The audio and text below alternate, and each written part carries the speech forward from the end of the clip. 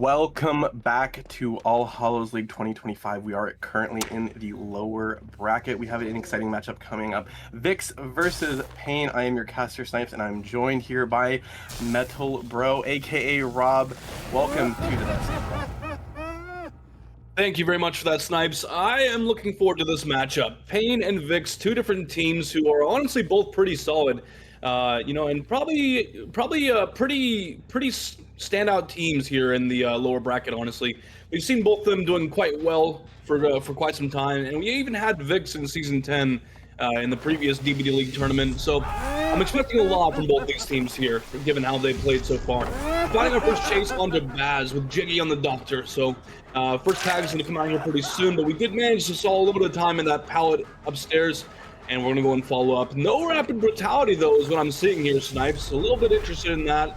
It's such a staple perk on the Doctor these days. Yeah, it's very, very odd to see. But instead, we see that Sloppy Butcher trying to deny the resets coming in, and Jiggy just unfortunately not going to be getting this. Actually, no!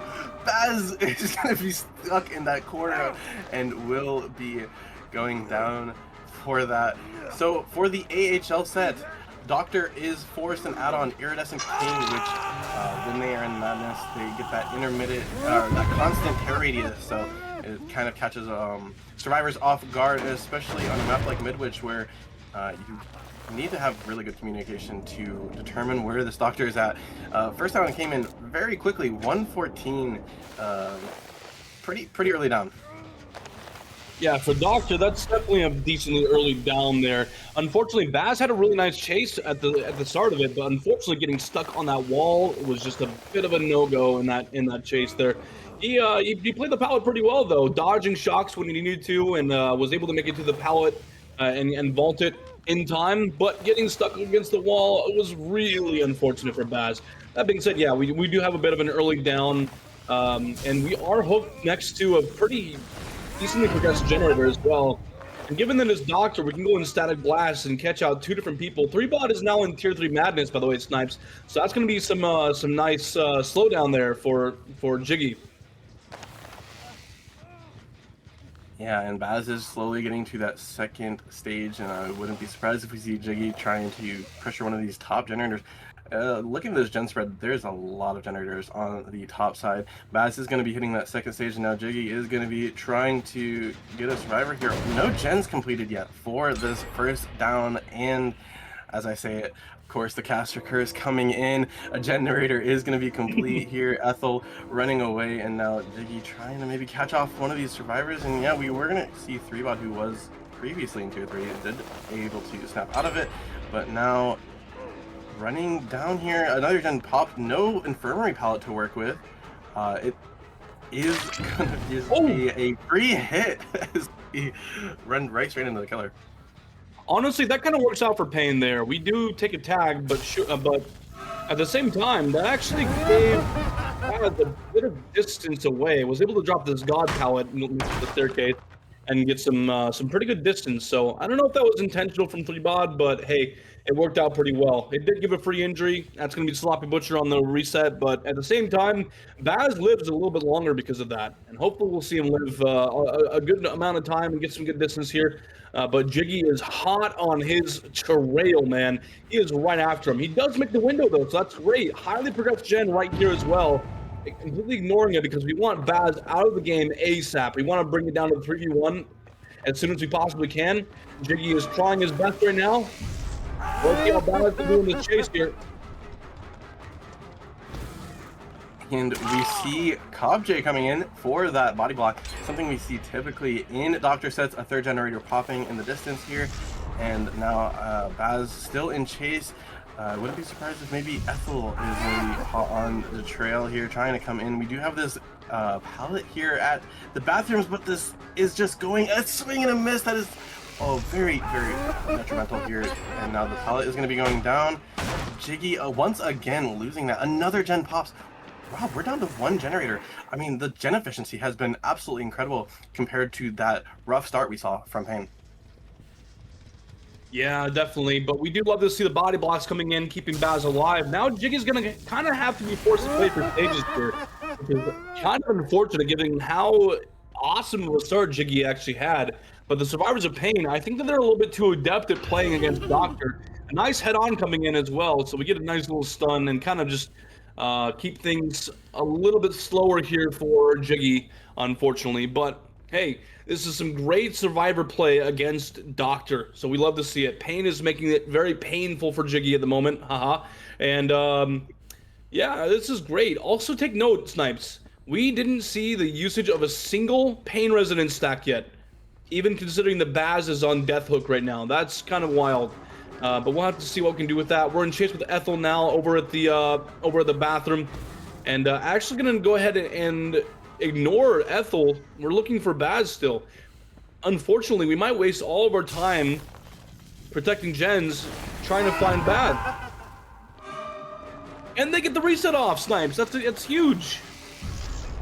Yeah, I think Jiggy was actually looking for the reset, and we are going to be taking a swing here out to the pallet, trying to get pallet control here. And now we are going to be taking chase here onto Kabje, which would be a fresh hook. So, you know, playing for stages here at this point of the game is good, and a swing and a miss here at the pallet. Kabje reading this, gets shocked, so is going to be unable to take this pallet, and so we'll be going down. Pain Res on Midwich, very interesting choice. You know, we see this RNG. I mean, look how brutal these scourge hooks are for Jiggy, but we're going to be seeing the first one come out, so we're going to be getting a little bit use out of that, and potentially a dead man's switch on the highest progress generator, which will come out. It's very, very brutal. These gens aren't the closest, but you know, we saw it earlier in the match versus Mercy versus Desperate. They're on the same side. However, Doctor not as mobile as Billy, so we could be seeing this final gen pop anytime soon. Very well said. The only thing that is currently Jiggy's saving grace is the fact that we have all three gens kind of on the same side. We did see DMS proc on the gen downstairs, but that being said, that gen is downstairs, so he's gonna have to go to a different floor to contest it, and that might actually lead to Pain completing that last gen if they're able to once DMS is off the gen. So things aren't looking too terrible right now for Pain despite this current circumstances. We're currently sitting at 3 hooks, 2 fresh. No one's out of the match yet. And so far, I mean, Jiggy's kind of in a tough spot here. I mean, this is low stages at almost end game, and I imagine they're probably working on this gen, trying to drag Jiggy away from it so they can get the save here. And this has high progress too, Snipes. This is yeah, this would not be good for Jiggy at all. No, it does not. Kabje does hit the second stage, so another stage on the board here for Jiggy, and on to Ethel, who is another fresh hook, is actually able to get that pallet drop just in time before the shot comes in. And now finally a hit will be coming out here onto Ethel, but with that gen being so close, you can't expect that Jiggy's going to commit, and it is exactly what we see. And it is Baz, I believe, who is here, and actually another survivor, so that static blast is going to be proving to be very effective in getting info. And so, I mean, if this comes out here onto Baz, that is a death hook. But this gen being so high progress, just getting that Sloppy Butcher to apply some of that slowdown here in the heal department, and now I'm going to be having to check on the other generators here. Yeah, the unfortunate thing about Doctor is that he has anti-loop and not so much like a chase power, and necessarily it's definitely good for chase, but at the same time, like he can't catch. He doesn't have a mobility. That's what I'm trying to say. There we go. He doesn't really have like any sort of mobility. He can only like prevent you from dropping pallets and vaulting windows and hopping in lockers. But yeah, that only really does so much. If you're forced to commit to M1 chase, you're just kind of in a rough spot, right? But Jiggy's doing everything that he needs to right now. He's contesting this high progress gen. He's, you know, he's injuring survivors when he needs to, forcing slower resets with Sloppy Butcher, and just kind of pushing people off the high progress gen, camping people a second when he needs to. Like, he's doing things right. But the Survivors of Pain are also doing things right. They're playing this very smart. They're playing it very slow, though exactly how they need to, and it's honestly going pretty well for them, I'd say. And this is smart. We're starting a second gen, and we actually DMS to this one, which has less progress than the other gen. So this is a good idea from Pain here. They're playing this pretty smart and pretty slow. I agree here, and we see some scratch marks, potentially another survivor here. It's actually 3bot who is the final fresh hook. Jiggy is just going to be taking a shock and potentially trying to head back towards these generators, and maybe thinking they're just sticking him and not healing instead through that sloppy butcher, and that is exactly what they're doing. We get 2 screams from this side of the map, which means they were trying to double this generator out through that pain res here, and oh no, this is not where you want to be here. A very unsafe pallet here. KobJ is going to be taking chase. Ethel will be in the unhooked in the distance at 50-50. Going to be winning. Oh my god, KobJ is putting on the juice here. But I mean, you're looping right next to this highly barraged gen. It's definitely not what you would like. And another one. Okay, to be completely fair here, this is the best survivor for Pain to have in chase. He's winning every 50. This is so bad for Jiggy. My goodness. Oh, brother, KobJ, you have to stop. You are ore farming far too hard. All right, listen. Okay, this is the best survivor to have in chase. Either him or Baz, right? Because they're both worth only one more stage, and the rest of the survivors are able to finish the gen. So we could be seeing outs right now. Unfortunately, yeah, we're gonna find our chase onto somebody else. But right now, Baz or KobJ would be the best survivors to have chase for Pain. Unfortunately, we do find Ethel. She's also not worth the most stages either, so not like a terrible chase for Pain, but not the best one that could possibly have. So that's gonna be 2 more stages if this hook goes uncontested. But quite frankly, we'll have to see what Pain wants to do, whether they want to save this or not. But that was a phenomenal last chase by KobJ. And we almost saw them actually the pull there. What are we going to see here? They might go for the save, actually. They might try to get the save. I mean, they are healing here in the exit gate. Doctor is kind of a rough killer to save against with that shock, especially with that discipline add-on, you know, just with the detonation here. But, I mean, they are healing. They're attempting this. Another stage out the door would be good, but we got the reset on both of them, so that sloppy butcher has completely gone away, and so now 3 healthy survivors, and the gate is right there. This is pretty doable. Jiggy is blocking this entrance, so they're gonna have to go completely around in a swing and a miss. Oh no, he gets it for free. I don't see a world in which they are going to get this out. However, there's the wrong type of body blocking coming out, and he's going to go. Oh! No, he doesn't. That is another stage out the door. Wow, an excellent endgame played by Pain. They're able to get all 4 survivors out. They played that unhooked scenario very, very well. Yeah, absolutely incredible, but my heart does break a little bit for Jiggy. He did try to contest that very well, and unfortunately just did not go to plan. But quite frankly, very well played by Pain. I'm pretty impressed, honestly. They've been playing very well so far. But ladies and gentlemen, we're going to have to switch sides over here and get VIKzz on the survivor side of things and get Pain on the killer.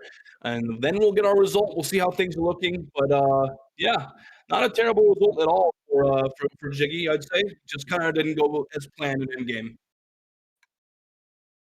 Yeah, you almost have to look back on that chase on KobJ at that singular pallet, winning 3 50-50s and just buying so much time for his team to pop that final generator. That was honestly the turning point into getting that 6th stage for Pain. And now KobJ will be coming back onto killer, I believe. They are a very strong killer. We saw incredible versatile killers coming out from KobJ, and I'm curious to see how they're going to play here on the Doctor. Yeah, I am honestly as well. I mean, Doctor was not an infrequent set in Season X, so we saw we saw VIKzz on Doctor a few times for sure. So this isn't anything like quite new for VIKzz here, but I am interested in seeing how Pain handles it, since Pain was not in Season X. So this is something a little bit new for me here on DBDLeague. I'm very interested in it, though. I'm very intrigued into how this is going to be handled. But the survivor side was, quite frankly, very, very impressive. Now we're gonna have to switch over to killer and see how they do. But honestly, I love what I saw on the survivor side, and Jiggy did put up a pretty good result on killer side. So That's going to have to be contested by our pain killer now. So, pun not intended, by the way, painkiller. Yeah, 6 stages isn't honestly the worst result if you're playing a doctor set, especially on midwich. Some of these tiles can get pretty brutal, and it's on 3 fresh hooks, which is something you don't typically see. You know, you try and play for that tunnel out, so you usually see 6 stages on maybe 2 fresh, and just play for that that tunnel out in that camping kind of play style. So I wouldn't be, yeah, I would go into this if you're the side of VIX, you know, survivor side coming in, pretty pretty comfortable. You know, you just play for those stages and come out with that teamwork that we typically see in that doctor set. You know, those body blocks coming in and maybe some pallet thrown. We haven't seen that quite yet here in AHL, where survivors are throwing pallets, but I'm sure maybe eventually we will. Absolutely. Also, just gotta give some credit where credit's due, right? Jiggy's early game was a bit rough. We only saw Baz come to second for the majority of the match, but afterwards we did end up getting a few more stages as well. So things honestly got to a pretty decent result for Jiggy. So he did score a pretty decent result for his team here. But now we'll be switching over sides and we'll see how VIX can do on the survivor side. A lot's honestly going to be expected here because it's not a crazy win condition or anything, but honestly, I think Jiggy can rest assured that he did a pretty good job. So now we have Kobj on the killer here for Team Pain, and we'll have Jiggy, Vabo, Mata, and Karma on the survivor side from Team VIX. I'm interested, honestly, Snipes. I'm very interested. Yeah, I mean both sides play very well, and we know the survivors of VIX to be juicers. You know, I mean Jiggy himself is coming out, and we might see a few Jiggies here and there, and getting some distance out here on the midwich. There is a lot of line of sight blockers, so very potential to outplay the killer and you know just buy more time for those gens to pop. I'm curious to see how CobJ is going to come out and play this. Are we going to see a similar build? Are we going to see that rapid brutality that we see, you know, typically on the Doctor set? Or are we going to see that Sloppy Butcher make a return and, you know, play a big impact into, you know, finding those resets and denying them, especially with that Iridescent King add-on? You know, survivors are on edge 24/7 with that constant, you know, heartbeat in your ear. You know, you kind of have to keep your eyes peeled out instead of more so your ears in this case. Yeah, honestly, you said it right. There's a lot to be expected in this match coming up here, where we have actually no rapid brutality this time, but we are seeing Sloppy Butcher and Ruin together, which is always a solid combination. On top of that, we got Corrupt Intervention to block the 3 furthest gens from the killer spawn point for 2 minutes, unless we get it down before then.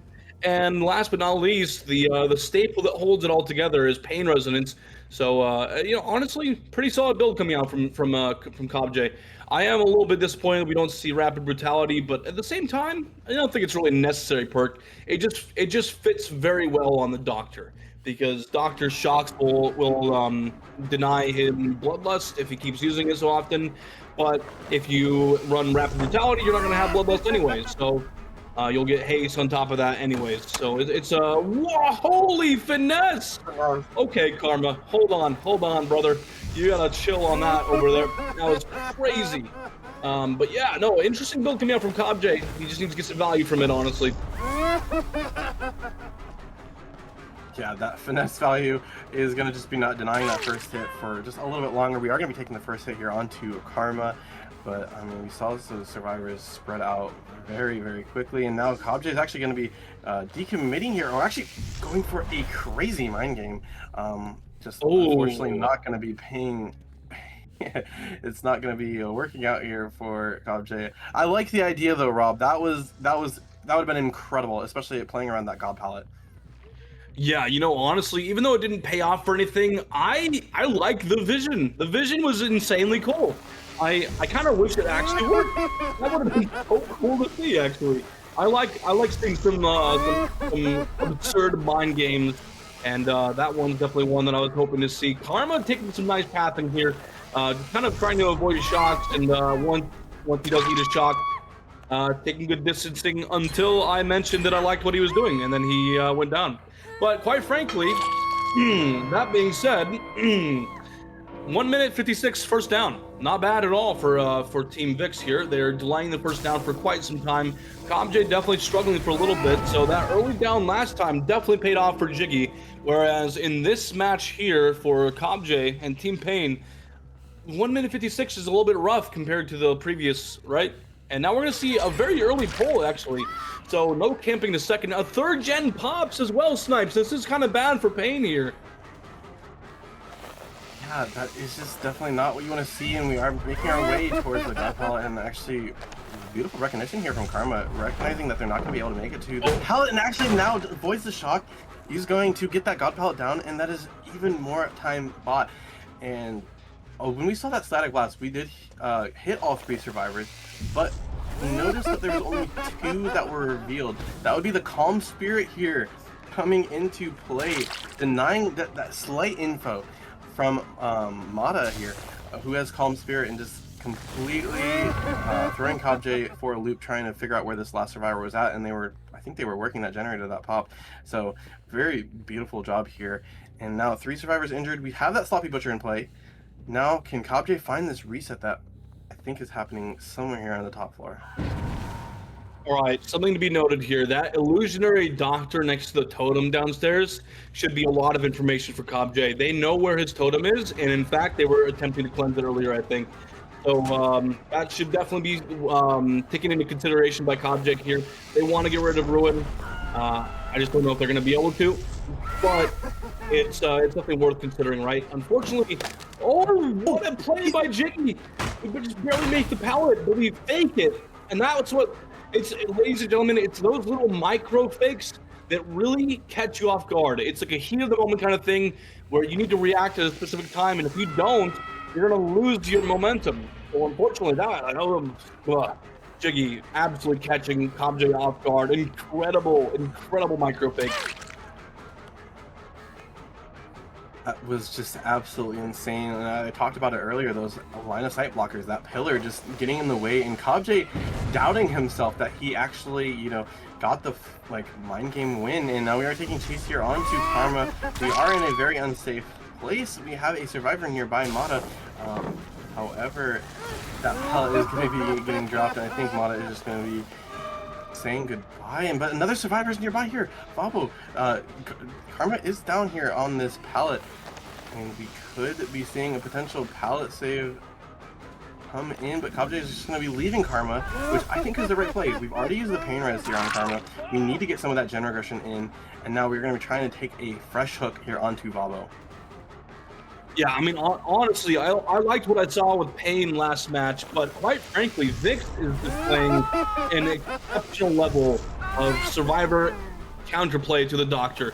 This is wonderful stuff right here, Snipes. This is exactly what you want to do against the Doctor, and VIK survivors are playing this phenomenally. I love what I see. Unfortunately, we're going to take the down onto Vabo, but you know what? He provided a very nice distraction to CobJ. It is going to be a pain resonance, but that means that we're going to see Karma live a little bit longer. So that's great news for Team VIKs here. Playing this really, really well right now. We saw these 2 generators. I mean, 2 generators at over about 60%. That is very incredible. It's going to be hard to, deny this. And now we are taking chase onto Karma, so not another pain res attack, unfortunately, coming out for CobJ. If he's able to get this down rather quickly, but we did see some mind games here. No finesse this time to work with, but does have this rather safe palette to work with, and now CobJ is going to be completely going away, but the gen gets complete before he even gets there. So now CobJ is going to have to play for a very, very steep slugging race here, but it's just looking more and more brutal as we are taking chase here onto Mata, the only healthy survivor. Yeah, kind of rough for CobJ here, right? We're kind of sitting at 2 stages, 2 points right now. Nowhere near the win condition for Pain here. Vikzz just displaying an excellent counterplay to Doctor here. It's honestly, all right, okay. A very, A very cheeky locker vault right there. Completely caught off guard, Cobj. But that's going to be another stage. And even if they let Jiggy die here and just get out, that's gonna be the win for VIX. They need more stages than that, unfortunately, for Pain. But hey, gotta give some massive credit to VIX for displaying an exceptional survivor game against Doctor. Wonderful stuff for VIX. Pain just barely missing the mark though, but quite frankly, still really enjoyed what I saw from Pain. What were the both teams here? Congrats to VIX for picking the win. We'll be moving on, ladies and gentlemen. We have another set we're going to play after this, and that's going to be Hillbilly on Hawkins Underground Complex. So I'm really looking forward to that. Seems really like the go-to map for Hillbilly, honestly. Yeah, we saw it last week, I believe, with Invictus, coming out and picking Hillbilly on Hawkins, and a phenomenal result. And we talked about those hallways, being able to go from one side of the map to the other. It's something that Hillbilly excels on in his more standard maps. But on an indoor map like Hawkins, still able to apply that map pressure is just incredible. Now we do have to take into account that Doctor was Vikz's pick, so they were ready for it. And they came out and they won their set, and now it's time for Pain's set. So I'm curious to see what Pain is going to bring to the table. They picked this set. They wanted this set. They're ready for this set. I'm ready for some absolute insane curves here on Hawkins. Yeah, absolutely. Definitely worth mentioning, right? Hillbilly is Payne's pick, so I'm curious to see if this is going to make a difference in how well they play against VIX here. Now, this is still the All Hallows League set special set balancing, which means that the killer has to use one of the following perks. Either they have to use Hex Overture of Doom, Trail of Torment, or Unforeseen. And also on top of that, they have to use the add-on Apex Muffler. So there's a little bit of force requirements here for the balancing, but albeit, this is still going to be interesting, right? Because I mean, like you mentioned earlier, Hawkins has a lot of long open hallways, a lot of it's not a very cluttered map, but it is indoors, so it will be a little bit difficult on Hillbilly. But out of all of the indoor sets, I think that honestly, Hawkins is probably the most suited for Hillbilly, in my opinion. It's not a bad map for Hillbilly, so I'm very interested in this, and I'm also very interested in seeing which perks that are required will be brought in for our both of our teams' killer players here. I'm very interested in it, honestly. Yeah, we saw a Hillbilly set earlier, and two different teams brought two different perks. We saw Unforeseen and Trail. Uh, and me and Egder talked about it actually earlier. The difference between the Apex Muffler add-on with Trail versus Unforeseen. Unforeseen still has a tear radius, so those people working inside that generator are going to hear the chainsaw and not be caught off guard as much. Whereas Trail, yeah, you're aware of the trail, but and like you have that yellow generator highlighted, but you're completely undetectable, and you can use it right next to the gen, or you can use it very far away from the gen. So it's a difference of what's going to get more value. And on a map like Hawkins, you have to think it's going to be Trail with just how much you can get around the map. We saw Hillbilly played on Midwich earlier, and it proved to be a little bit more difficult with these tiles.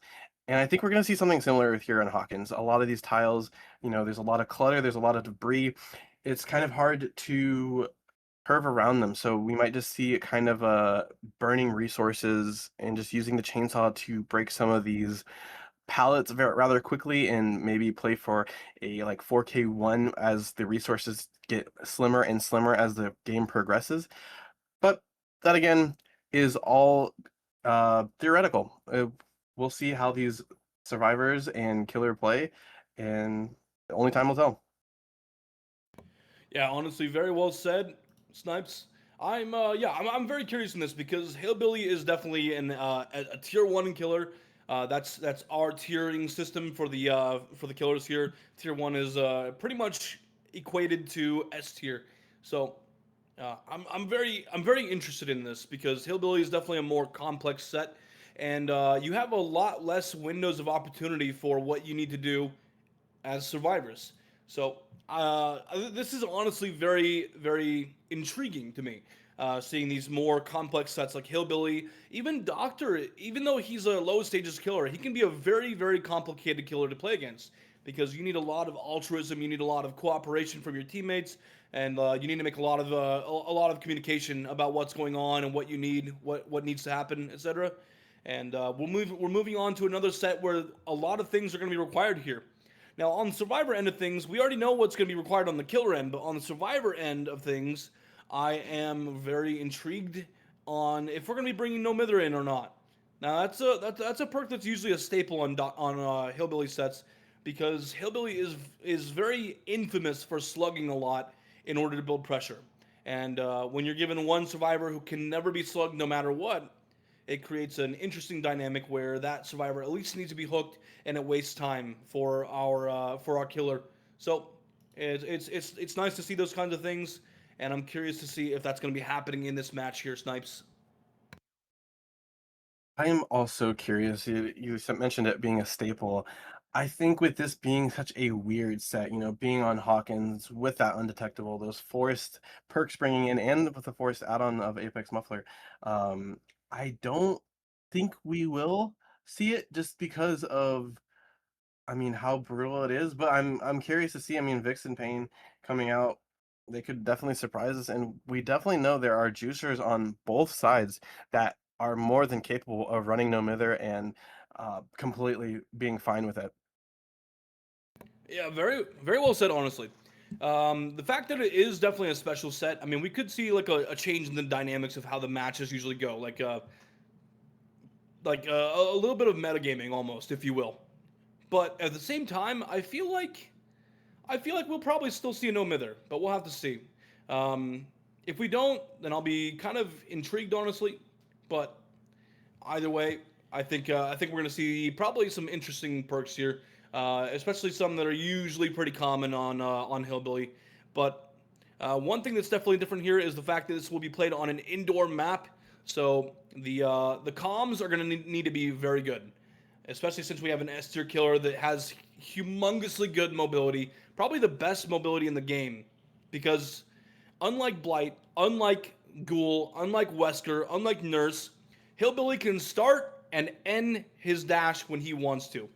It is not a matter of you have like Blight's rushes, they start and then they end at a certain time. Hillbilly can start it and end it whenever he wants, so long as he doesn't run into anything. So I'm honestly pretty intrigued in this match here, especially considering that there's a lot of long open hallways in Hawkins. So I think things are going to be a little bit difficult. But that being said, VIX again is a very solid team, and quite frankly, I think that they should be able to handle this pretty well. I think Pain and VIX are honestly pretty evenly matched. They're two very solid teams.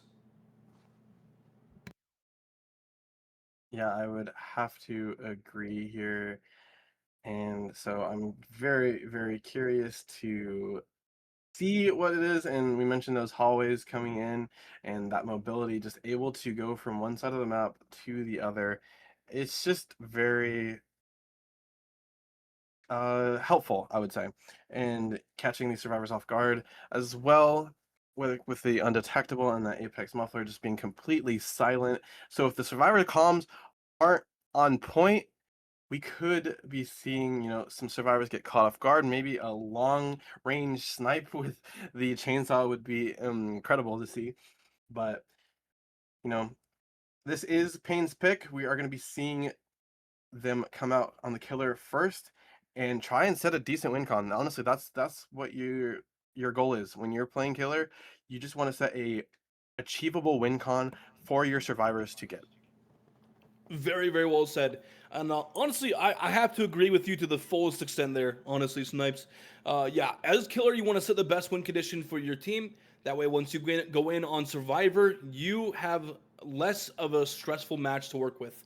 Because it goes from, say, your killer gets 4K1 or 4K2, and then your Survivor team's like, all right, can you pop 4 gens? Easy peasy, let's do it.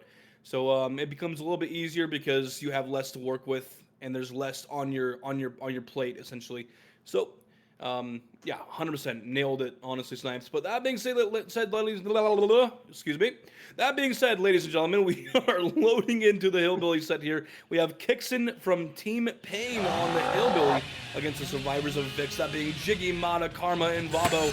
We've got a lot to work with. Unfortunately, we're taking the bump, but yeah, it happens, right? We're trying to catch people off guard, and would you look at that? We have no holds barred.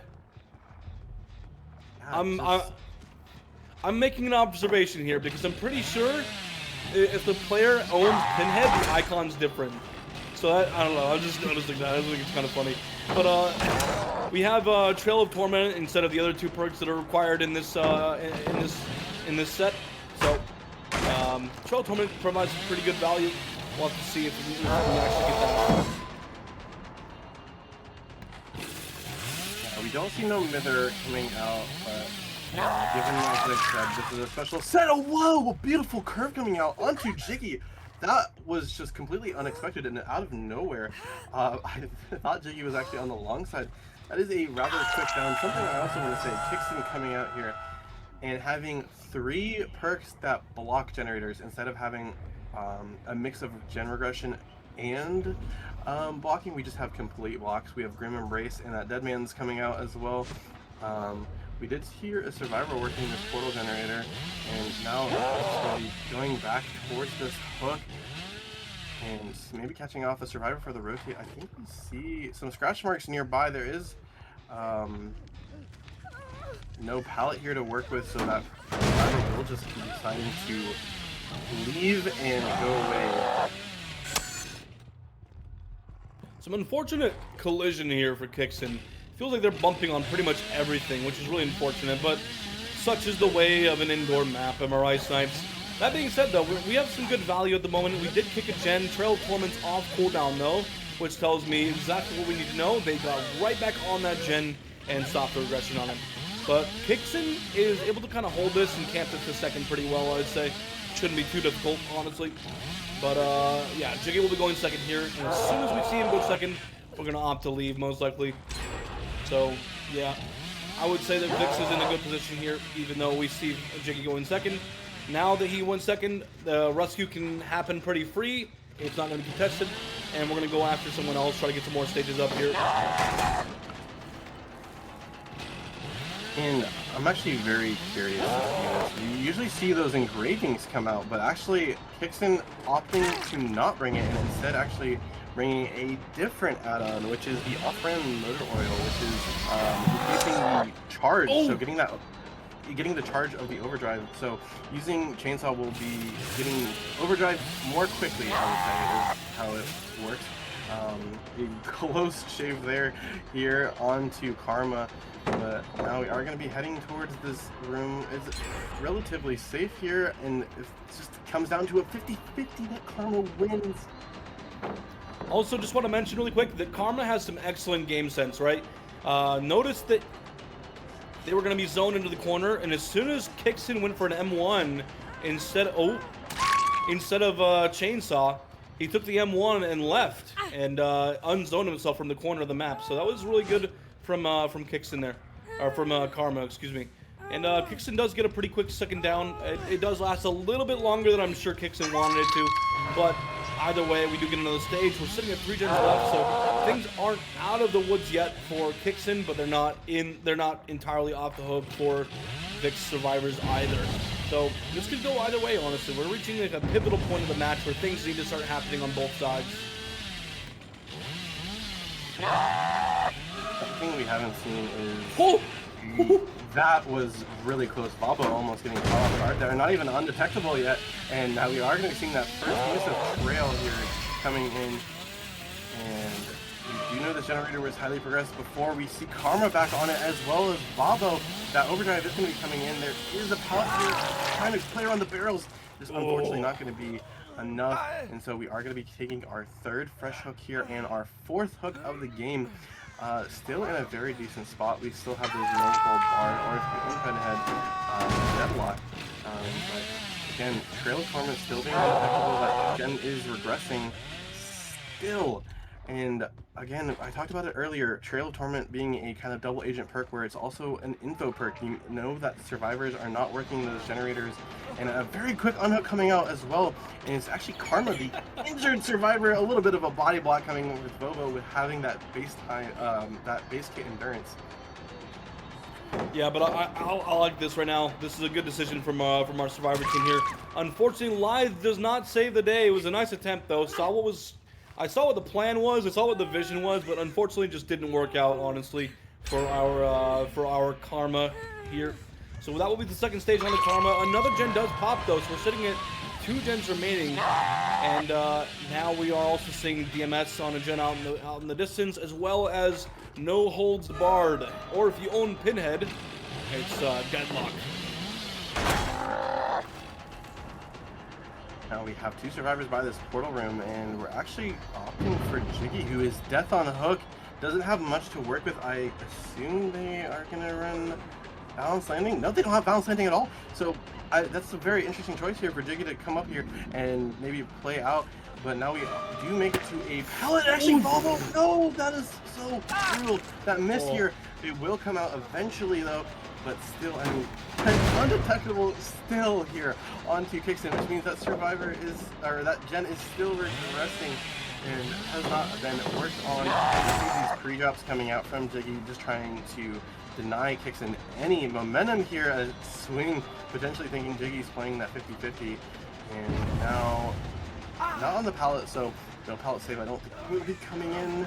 Yeah, and unfortunately for Vabo, that'll be second stage.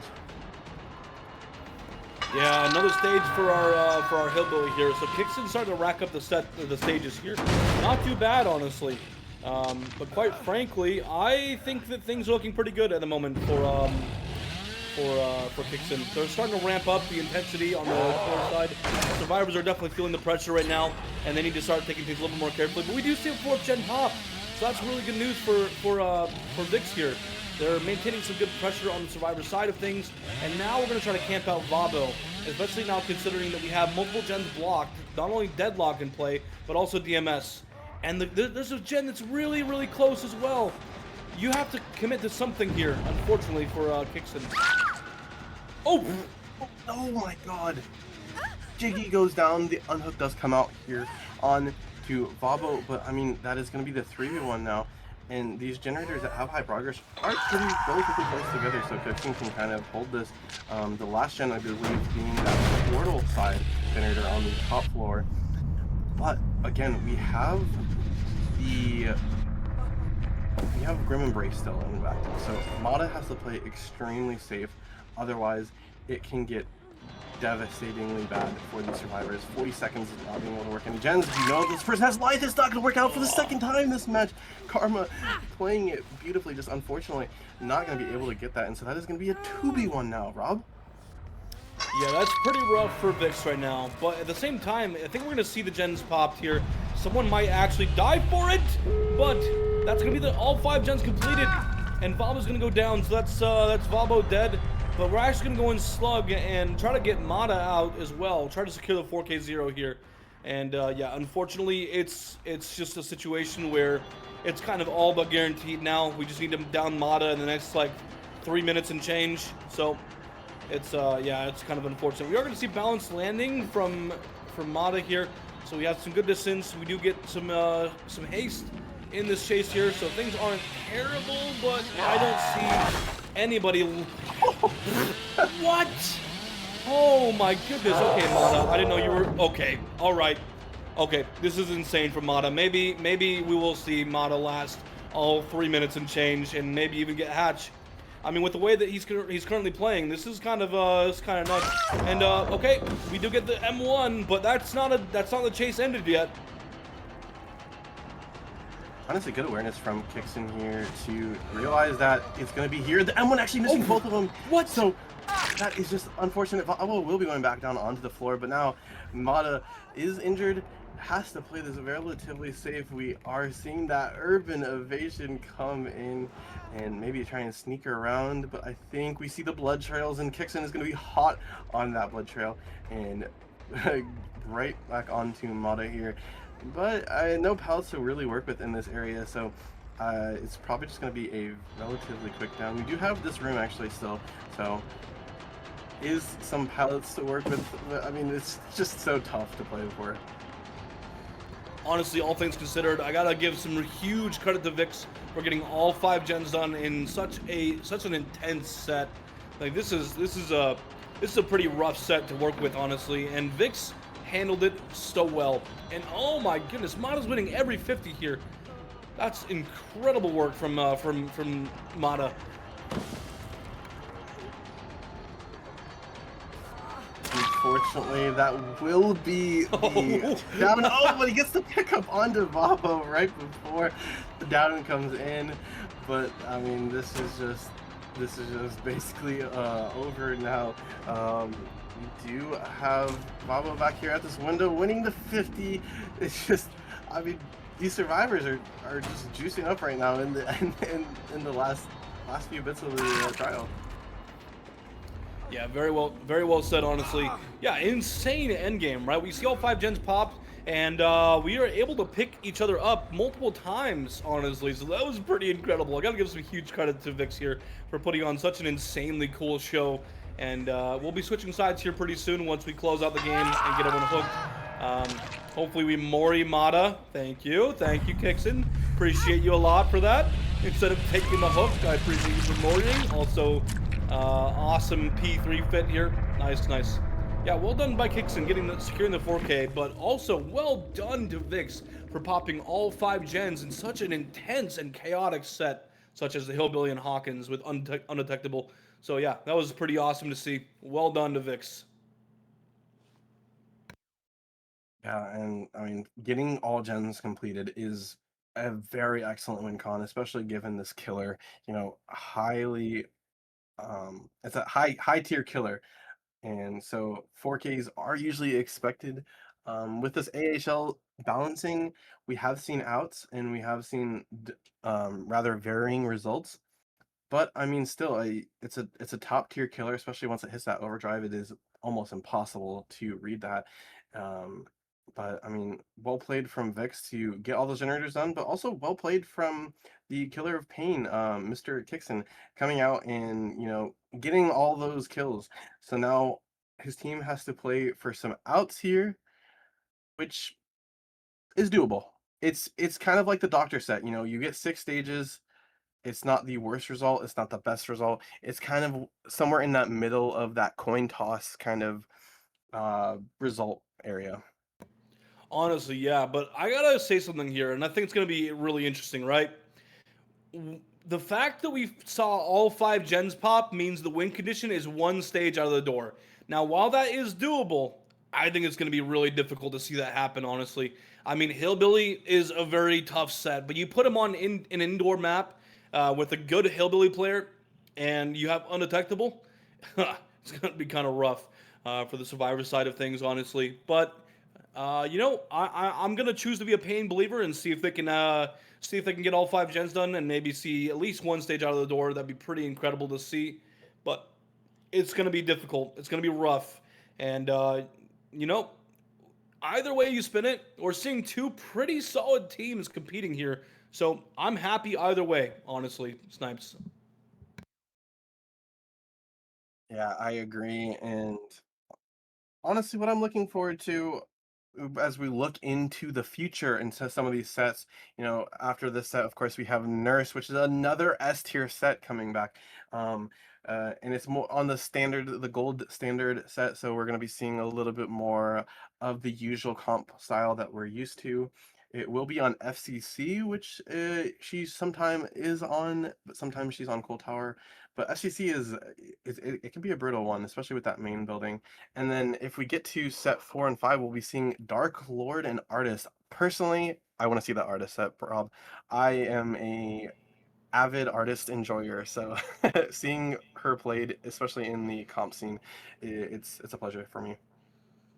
Yeah, honestly, I would love to see the Artist set, not just because I'm an artist enjoyer, but because I want to see this matchup go the full distance. Honestly, the more matches we see in the matchup, the closer the teams are in their strength. Essentially, is what I want to say.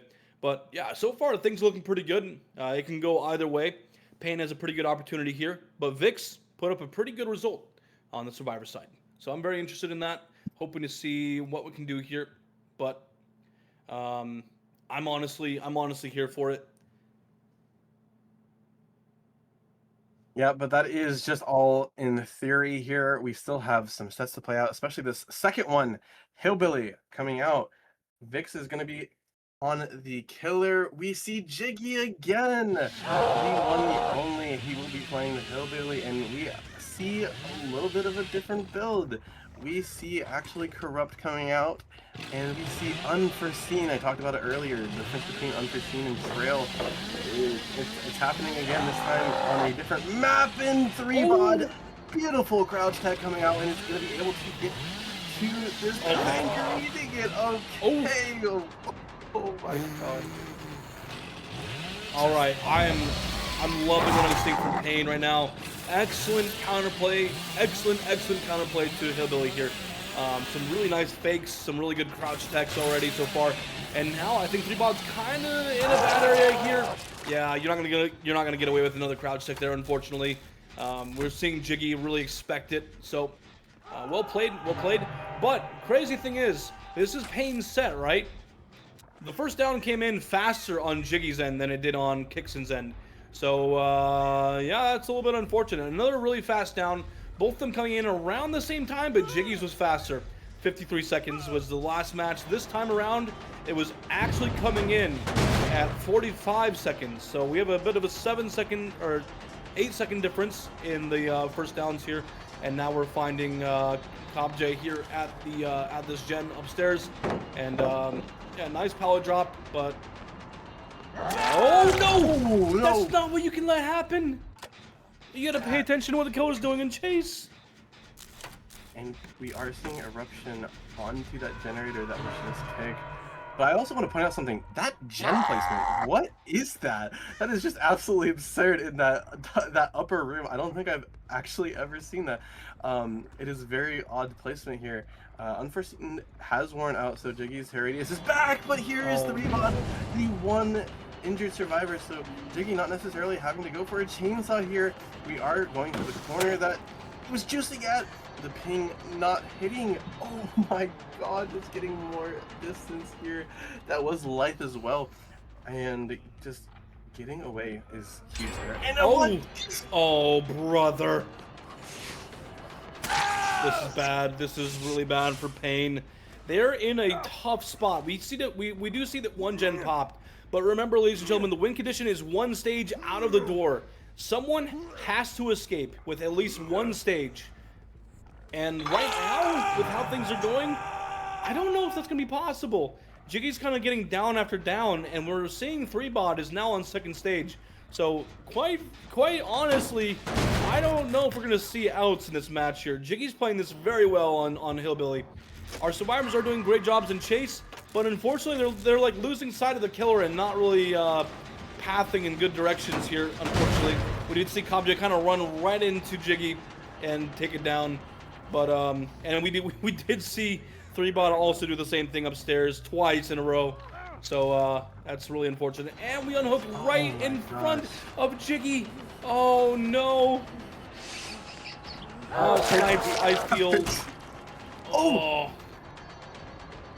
lucky. That was definitely really lucky. 3-bod getting the endurance hit. Not only that, having life just to get even more distance here. We are going to be taking the chase here. 2 gens pop for this. Now, you can't really take hits against this, and there is no opening here for Jiggy to cut off 3-bod. And we are going to be taking this very early pallet drop. But again, these rooms almost being detrimental here to the survivors of Pain. But now actually taking chase here onto Ethel, runs into the corner, will be going down. Eruption proccing on a couple of generators, I believe. And another fresh hook and another Pain res as well, just to deny this even more. I mean, given the gen efficiency though of Pain, this is not over quite yet. Jiggy still has a lot to conquer, especially not getting that tunnel out down to 3-bod was crazy. Yeah, honestly, you know, Pain's not out of the game just yet. They still have a lot to They still have a lot left in terms of in terms of what they can do in this match. But at the same time, Jiggy's got insane pressure at the moment. But honestly, the Gen Doctor, despite everything going on, has been nothing short of exactly what they need. So this is honestly pretty nice to see. But oh, okay, nice dodge out from Baz. But I think we're gonna see, yeah, we do make it to a pallet. So we're gonna take the M1. A pallet comes down, but it does get the stun, so that's nice to see for Baz. And M1 coming out, so the chase is gonna be extended a little bit. We actually are gonna leave. We're gonna leave Baz and try to find someone else for this next hook. And seems like we found Kobj, who's just screaming in the distance there. I believe that's scene partner. Yeah, it is. Love to see that on the main stage. It's not your typical perk, but it is very useful, especially in chase, getting that aura reading and basically turning those 50s into almost like a 70-30. And now Kobj reading. It's not gonna pay off though. That might have been too greedy here. As we see down at the pallet, is there a survivor nearby? No, one gen left though, and we don't have a death yet. This is looking more and more like there's going to be outs. Honestly, yeah. The fact that we haven't seen a death yet is really, really good for Pain here. There are a lot of stages being accumulated at the moment, but honestly, our survivor side of things is just lasting so much longer than Jiggy is comfortable with, for sure. We see a few times that where the Jiggy's swinging at things and they're not landing. Personally, for me, I'm thinking that the reason why is because they're short pallets, and he's trying to get the survivors to panic drop them. So that's my thought process on that. We're gonna go and get unforeseen interruption up on this gen next to the exit gate, break the pallet, and right now, currently, Jiggy is undetectable, and his chainsaw is making zero noise. So it's gonna be a little bit spooky for the survivors here if they're not really paying attention, or even if they just get caught out in a bad spot. Oh no! Oh, solid dead hard. Okay, Ethel, I didn't know you were built like that, bro. Okay.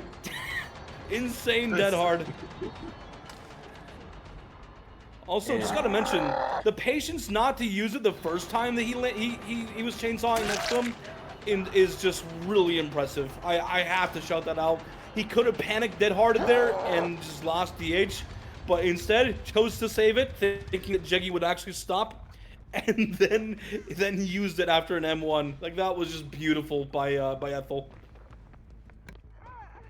And to think, if Jiggy would have just kept going, we could have seen a very crazy out of the blue snipe here. Jiggy's gonna be trying to monitor these generators here. We have Eruption of Rock on one of them, and they're doing a really good job here at splitting these up. You know, they are here on the bottom side. They're all three generators are here on the bottom side. But, I mean, given where they're located, it's not necessarily a 3-gen here. We are taking chase here onto Ethel at a very unsafe pallet, and Jiggy just going to be playing that. The last gen gets popped, and there's no deaths. Wow. What is... Rob, this is just not what you want. And now Jiggy's going to be forced here to go for a 4-man slug for the Tycoon. Are we kidding? Okay. Okay, this is getting a little bit out of hand here. We are seeing 3-bot on the gate, though, so if we can get these pickups pretty quickly, then, yeah, I mean, honestly, 3-bot's just going to sit on the gate, because, quite frankly, it doesn't really matter if 3-bot dies. It doesn't really matter who dies. We just have to get one singular person out of the door, no matter how many stages they have left on them. Does not matter. Just someone has to get out here, and the, oh my god, what a back rev. It does not matter at all who gets out, but someone has to, and right now, Jiggy is slugging the absolute crap out of all of the survivors here. Kobj kind of just having to run back and forth and get pickups, or just get out. What do we see here, though? If we just get on the gate, no, he's gonna know, yeah. Okay, this is really risky, but if Pain could pull this off, that would be insane. And both survivors are in this corner. There's no resources to work with here. We do see Kobj. I think that's a sprint burst, maybe a 99 sprint burst. And oh my god, we're taking chase near onto 3-bot. It's a back and forth. All these survivors are relatively close here. We possibly getting another pickup here, and yeah, we're getting a pickup here onto Baz. That means 3 survivors now. A decent attempt here from Jiggy, but now going to Baz, trying to get the down here. This is looking like an out, especially with Ethel getting picked up. I mean, you can't. You have to get this quick down, and Jiggy just missing that curve by an inch. This is breathtaking, and yeah, that gate being open, that is going to signify the win for Pain. Yeah, nicely played by Pain. Very, very solid end game recovery there from the insane amount of pressure coming in from Jiggy's Hillbilly here. That could have gone either way. We could have seen a tie here, but no. Pain wanted the best result they could possibly get, and they are fighting hard for it right now. So well played by Pain. Insanely good recovery. Yeah, and we are taking chase here on two Baz and Jiggy swinging left and right here, trying to get some sort of down here. Looks like Hop is nearby to maybe take it down for Baz. And we have some shenanigans going on there. The distance, how does that not hit? Jiggy just slowly missing here, and we are going to be taking that down. But, I mean, well played to both of these teams. Jiggy had a lot of pressure, but on the other side, Pain was just able to deny that pressure and get the set win. So we are going to be going 1-1 here for the current series. Yeah, wonderful stuff, right? Very, very happy to see that we're seeing two different teams with quite a lot in the in terms of their equality of strength. Really, really solid stuff. I'm quite happy to see teams that are pretty equally matched here. So Pain and VIKzz both playing this very well, winning their set picks. That's amazing, honestly, to see. So we'll be moving on. We're guaranteed to see the fourth match here, the fourth set. But right now, ladies and gentlemen, we'll be moving on to the next set, which is going to be the nurse on Father Campbell's Chapel. I'm interested in this because, like you mentioned, Father Campbell's Chapel is a pretty decent map for Survivor side. But with Nurse, it doesn't really matter too much. She can kind of play pretty well on any map. The mobility does kind of hurt her on the bigger maps, but Father Campbell's Chapel isn't a giant map. It's just got a pretty large main building, so that might be her only real hindrance. But even then, I think that Nurse should play pretty well. I agree, and we've seen some really nasty 3-gens, and with Nurse's mobility, just able to kind of hold these 3-gens that might be a little bit farther for some other killers. I think we saw one, I believe, last week on FCC where the killer could see all 3 generators just by standing on top of main, getting that bird's eye view of the surrounding area. And so if the survivors are not careful, we could be seeing a very tight 3-gen come out. But these survivors, I mean, we've seen the Jukes come out, we've seen the Jiggies come out, and I'm curious to see what kind of edge map looping we're going to get from these survivors and what kind of playstyle we're going to get. Yeah, I'm honestly quite interested too. Now, Nurse isn't super affected by the pallet density because she kind of just ignores pallets and windows.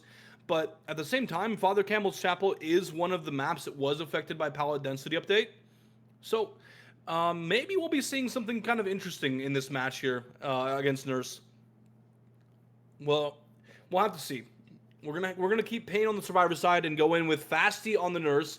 So I'm honestly pretty interested in this. I know I mean, like, quite frankly, I'm interested in every single match here. I'm gonna say it no matter what. I'm gonna be interested in every single match here. So don't be surprised if you hear me say that. I've just got so many different things that I say all the time. So rant about it in chat if you want to, ladies and gentlemen. I'm just saying I enjoy seeing all these matches. I'm a big fan of competitive DBD. So you're gonna see a lot of me saying, "Ah, man, I'm very interested in this. I'm quite frankly very interested in this." With that being said, I'm very interested in this. Like it's just gonna happen. You're just gonna have to get over it, guys. I'm sorry. I have to agree with you. I am very passionate and intrigued about the competitive side and just DBD in general, but definitely the competitive side, especially seeing these top tier teams play against each other and how they play, their different play styles and different techniques and stuff that we see become meta almost, basically. We see a lot of like the Z-wall loops. It's a very infamous spits, and just like the way teams adapt to different play styles is just incredible to see, especially on the main stage like this. You know, it's a lot of pressure. You know, one of these teams, unfortunately, is going to be knocked out today, and they're fighting to stay in and play for their best result. So to see these teams come out and perform so well with all this pressure and all these eyes on them, it's just incredible to see, Rob. Absolutely. The stakes are on the line right now, right? One of these teams is going to be cut out from this matchup here. So both of these teams are playing to win the best they possibly can. And that makes things so much more interesting and entertaining, right? There's things on the line here, and our teams are playing as best as they possibly can. So things are getting pretty intense here, I would say. I'm very interested in seeing how this matchup is going to go down because right now we're even. We're tied 1-1 here, Snipes, and I'm loving what I'm seeing. Both sides are playing this very well. They're getting pretty close results when things matter the most. And ladies and gentlemen, we are going to be loading in here to the Nurse set on Father Campbell's Chapel with Fasti from Team VIKz on the Nurse. And we have the Survivors of Pain, that being 3bot, Baz, Ethel, and KobJ. There's a lot to do in this match here because Nurse is a very strong killer. And ladies and gentlemen, that also reminds me, we're moving back to the gold standard balancing for this set here. We're no longer in the AHL special set balancing. Remember, it's the first 2 sets that are the special set balancing, and then the remaining 3 are gold standard. The 5th being with a twist.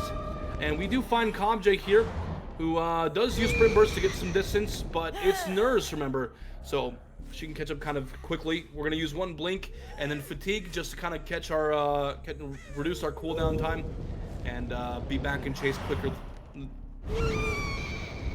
Yeah, Nurse needs to catch her breath before these blinks, as we are taking chase here into deep side Carnival here, actually catching out Ethel, who was crouching by the wagon, and now is going to be heading back. A nice little double back here will get even more distance here, and trying to play for this LOS. Unfortunately, Fasti reads it, so that will be the first down of the match.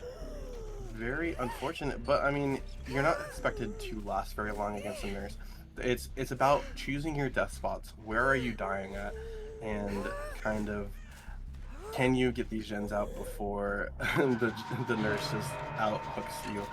No pain res because we are in that gold standard set, so these S tier killers do not have pain res, but we do see a very gen heavy build that we are used to seeing. We see that pop Columbine eruption combo that is very common.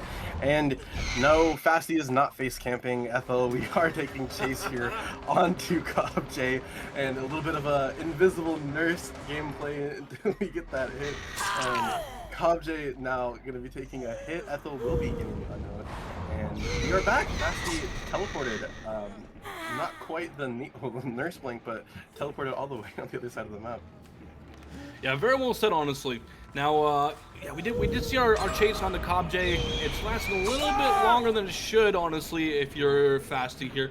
But that's just credit to Pain, right? They're playing this very well. Ethel does get unhooked and fully healed off in the distance. But honestly, not a terrible spot for our Survivors of Pain, right? We did get a generator out. We're taking really good death spots here, far away from our active gens.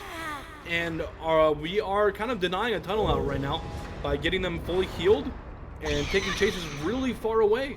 And it's, yeah, I mean, Fasti committing to it. I think maybe there's a different plan in mind here, but we'll have to see what Fasti wants to do, because if you don't play for a tunnel out and your other plan just kind of doesn't really perform very well, you could be looking at a sub-average result, honestly. So I'm hoping to see that Fasti has something else in mind if tunnel out's not on the menu tonight.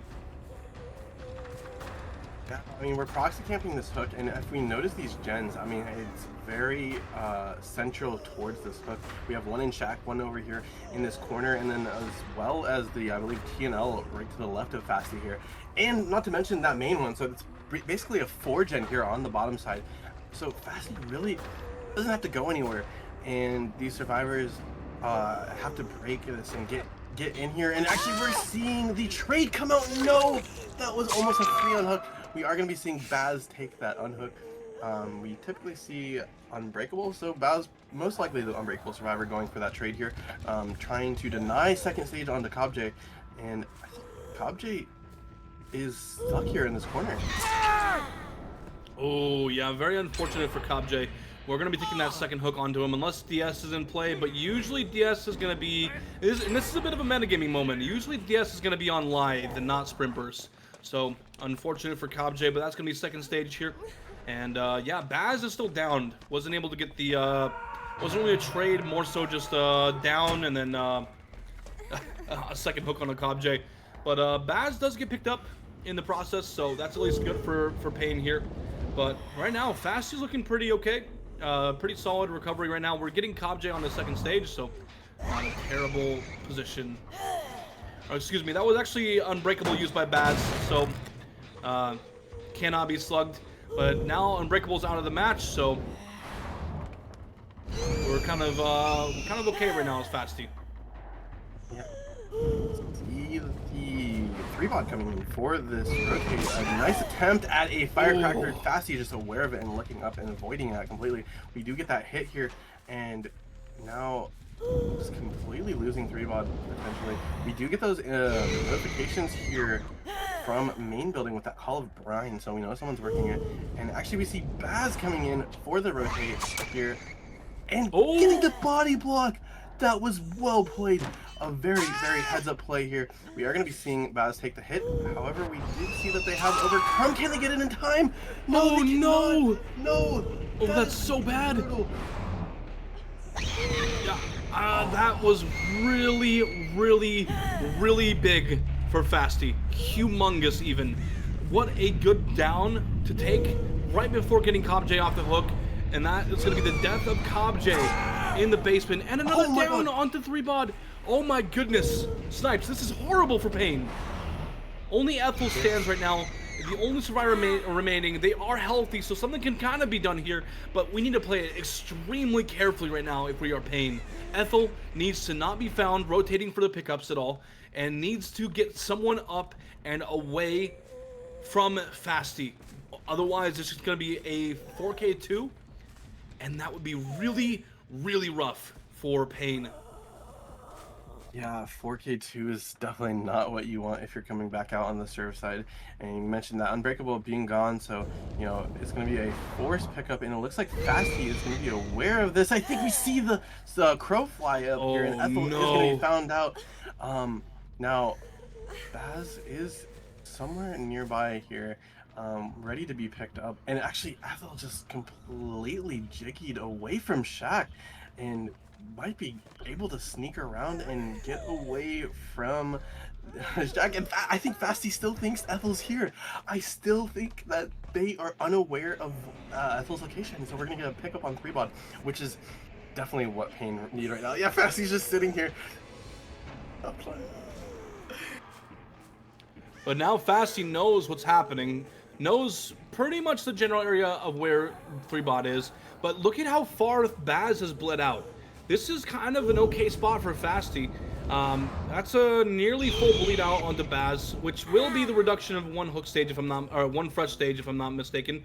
But either way, that's still 3 hooks. Yeah, pretty rough right now for Pain. They're in a very compromising spot at the moment, and they need to take action here. There is actually no penalty for bleed out, so that's my mistake. But either way, I mean, yeah, you cannot let this bleed out at all. It's going to be pretty tough for Pain to recover from, and yeah, Fasty's honestly pretty big chillin' right now. So Pain kind of needs to do something here. Yeah, I mean, Fasty's just able to kind of hold this spread, and especially with all these generators being on this side, Fasty doesn't have to go anywhere. Baz is deep inside this 4-gen, and no generators are being progressed right now. They're all basically, they're at 0, I believe, because they had to work so hard to, you know, get out of that slugfest that was going on. And I mean, the timer is slowly ticking down here onto Baz. It's just looking more and more brutal as we go on.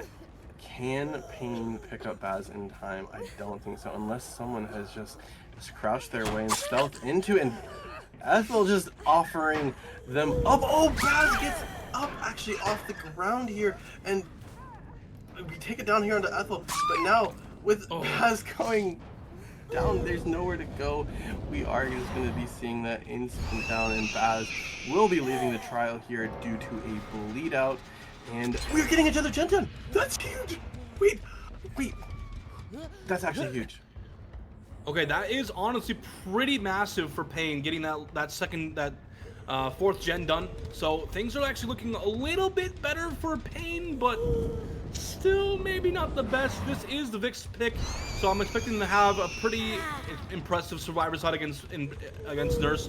But either way you spin it, right? Pain is kind of recovering this pretty well. Oh no, the the collision on the rock actually really helped Fasty out there, and unfortunately, yeah, that's really rough for Pain.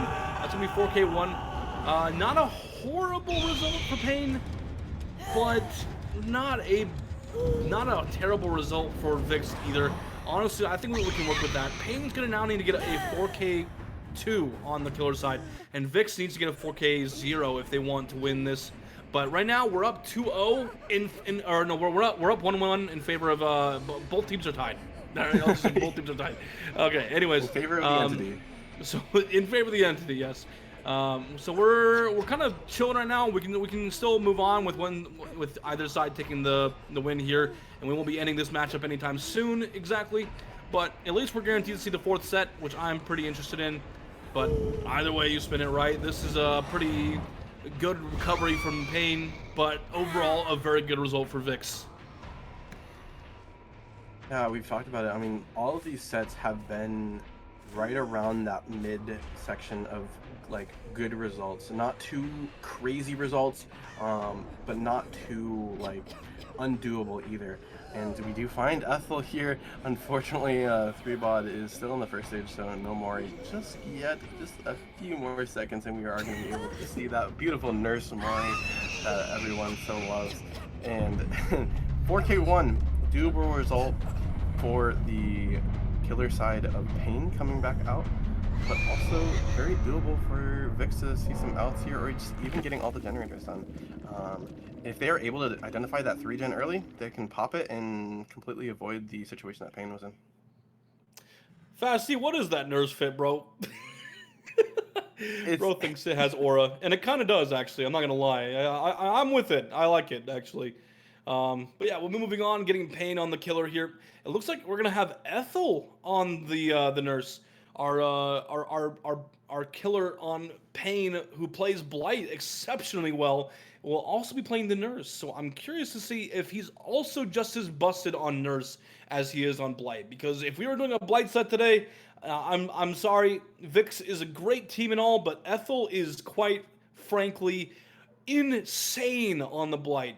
And while they did lose their matchup, or they did lose the Blight set to Delusional, it was still pretty close. I mean, both Ethel is a monster on Blight. That's all I'm gonna say.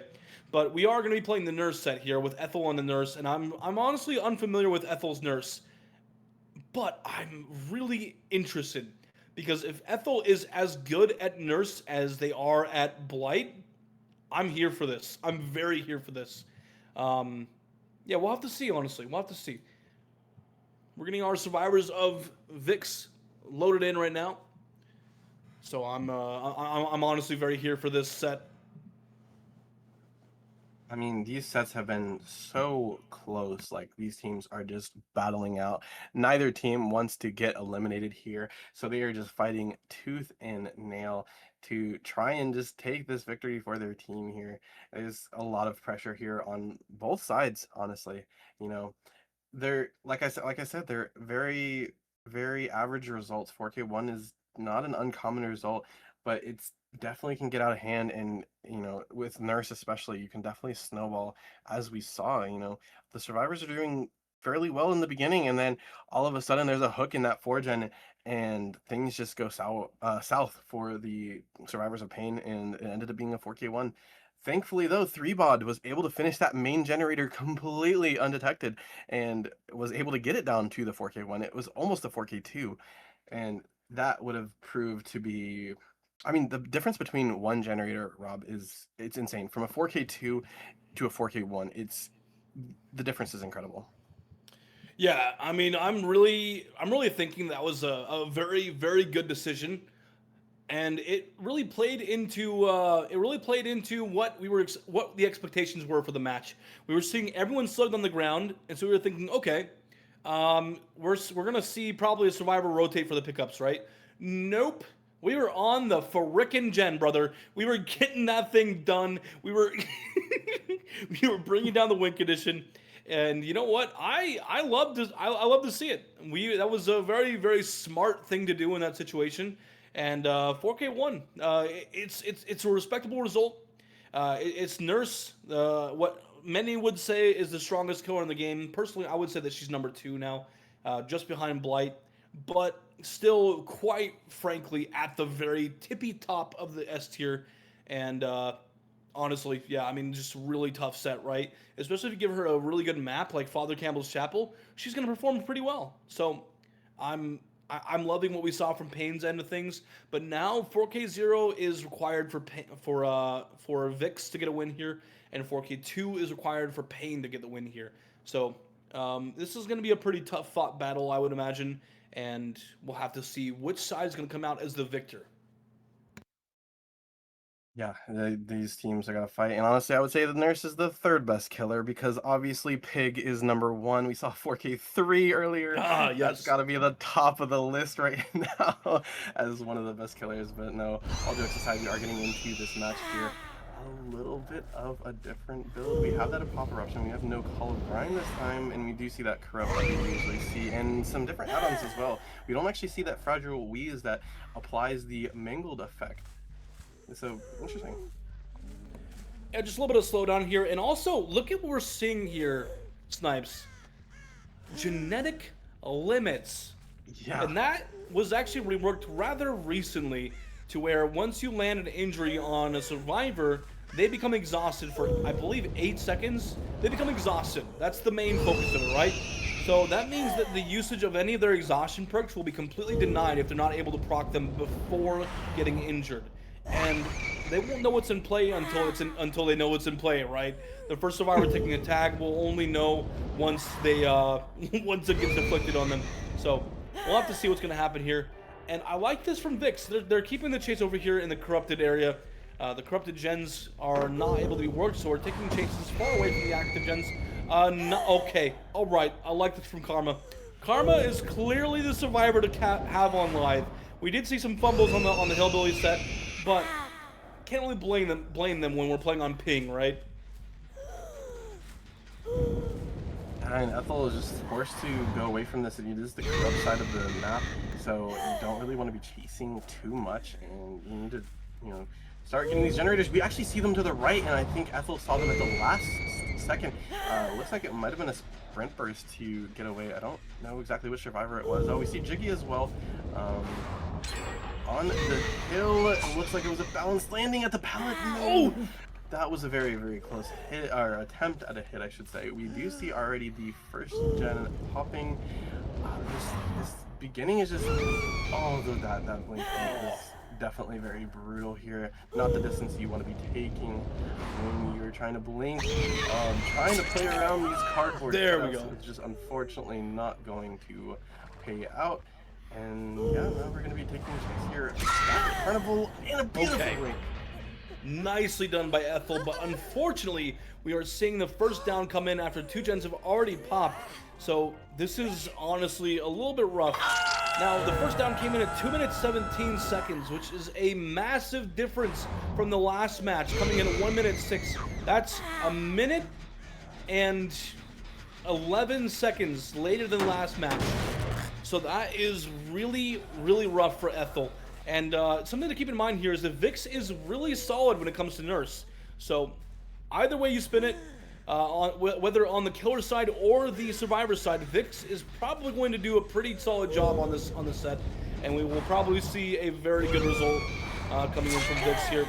Ethel still putting up a good fight here, though. We're landing some really nice blink attacks, and yeah, we're gonna take our tag and go back after Jiggy, try to get him out of the match as quickly as possible. But quite frankly, I think that VIKs is going to put up a hell of a fight and try to keep Jiggy alive as long as possible. We do see the reset coming out too, So Jiggy is now fully healthy and is not going to be a one-hit down. And something we see different from the previous match, the gen split is actually more towards this carnival side, this top side of the map, and Jiggy was actually able to stealth their way all the way over to this hill, and now is able to get so much distance. And we are going to be saying hello to Maurice over here, as we are attempting to find the survivor that was over here. Ethel did get a glimpse of them, but now it seems they are just completely nowhere to be found. And this gen getting dangerously close, as we saw Fasty working it earlier, but wouldn't be surprised if someone else that is possibly healthy now working it, possibly Mata or a Karma. And now we're going back towards this gen split, thinking someone's still here, but yeah, this is crazy. And we talked about it being, you know, VIKs being so well versed. I mean, they're playing this so patiently. They're playing it beautifully. This was their pick. This is very expected from them. But it's hard when you're on the killer side of things here. There's so much pressure on you. Yeah, honestly, a lot of pressure on Ethel's shoulders at the moment. We see 3 gens out of the way on the survivor end of things. Vikzz is handling this nurse set exceptionally well. This is their bread and butter, so it would seem. And yeah, I'm not okay. What do you even do as Ethel in this situation? I mean, sure, it's Nurse, and her 1v1 chase is by far the best in the game. Her 1v1 is immaculate compared to every other killer. A nice stun from Karma, and we do take the tag, so that is going to be an injury, but definitely well worth it to make a little bit of distance, even if we do go down right afterwards. Every single second counts, so that did buy our teammates some time. Eruption was called out very well. We don't see anyone's aura, we don't see anyone screaming, so that is honestly some really solid communication from our team here. Here, these gens now being progressed. A potential body block coming out from Jiggy is just not going to be enough. And actually, we'll be taking a tag for this, and maybe just trying to. It was rather close, I would say. If that body block comes out, I think Karma actually gets off, and Jiggy doing Jiggy things, going on the edge map here and denying this down here. Oh my God! Again, a missed blink coming out from Ethel. That is so brutal. We see that gen popping there in the distance here now, and one generator remaining.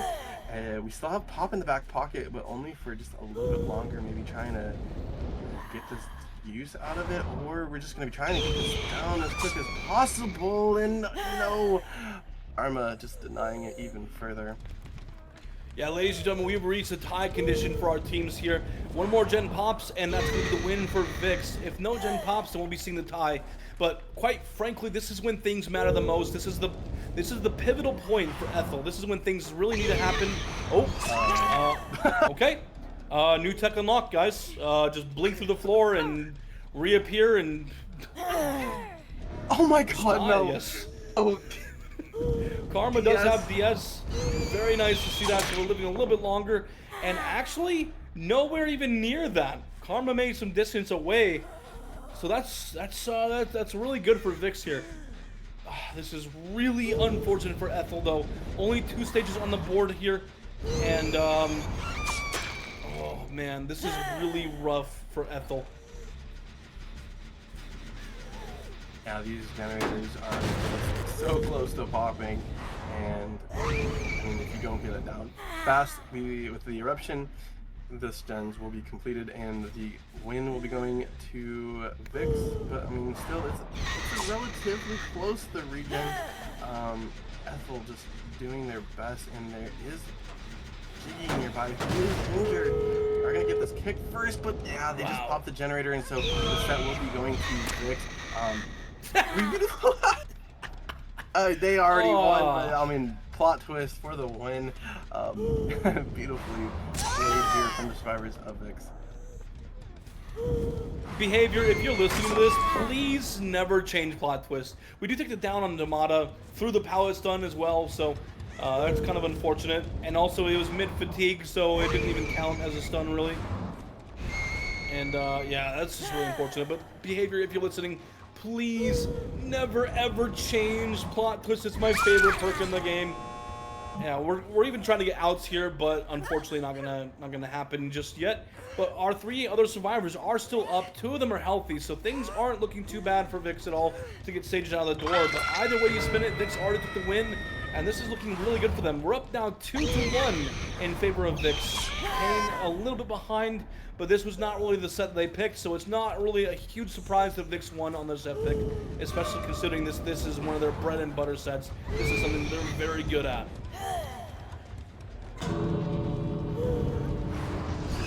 Looking more in. We do get the down here though onto Mata, I think. Though, if I'm not mistaken, Mata was the Deliverance player. So it is basically just a free hook stage for Ethel, and that is about it. And Jiggy, was that a dead hard coming out from Jiggy? And you know, we're just gonna take the pick and the flashlight. That is just, oh, that is just that is brutal. And we are just gonna be taking the outs. I mean, very strong result. 3 stages coming out on the next set. But now, as we talk about the next set, we are going to be going into Dark Lord CT1. That is such an interesting matchup, and I honestly love watching Dracula being played here on the main stage, especially CT1. We've seen him played on Wretched Shop, but I like the CT1. The tiles are a little bit more they're more balanced for both sides. It's how the survivors play it, how the killer plays it. Are they going to leave up pallets to, you know, get that map wide pressure with the teleporting of then the bat form? So curious to see what is going to conspire here. Now I'll say this much, Snipes. In Season X, Nurse had the fastest down in DBDLeague, but she wasn't alone. There was another killer that tied with her for the fastest down, and that was actually Dark Lord. So, we're moving from one pretty crazy set to another, and I'm very, very much interested in this.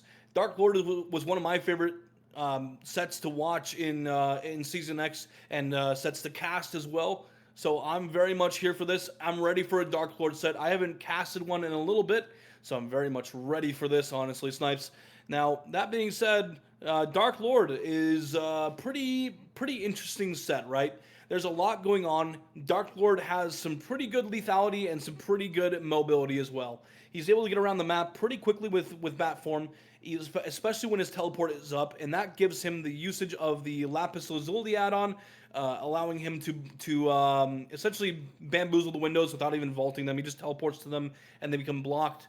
So it's a really good chase add-on, especially when you first start the chase. And on top of that, he can switch over to wolf form for a pounce attack and switch to vampire form for the Hellfire pillars. Now, they did recently actually buff the Hellfire pillars by adding an 8th pillar. So now the Hellfire pillar has some insane range to it compared to before.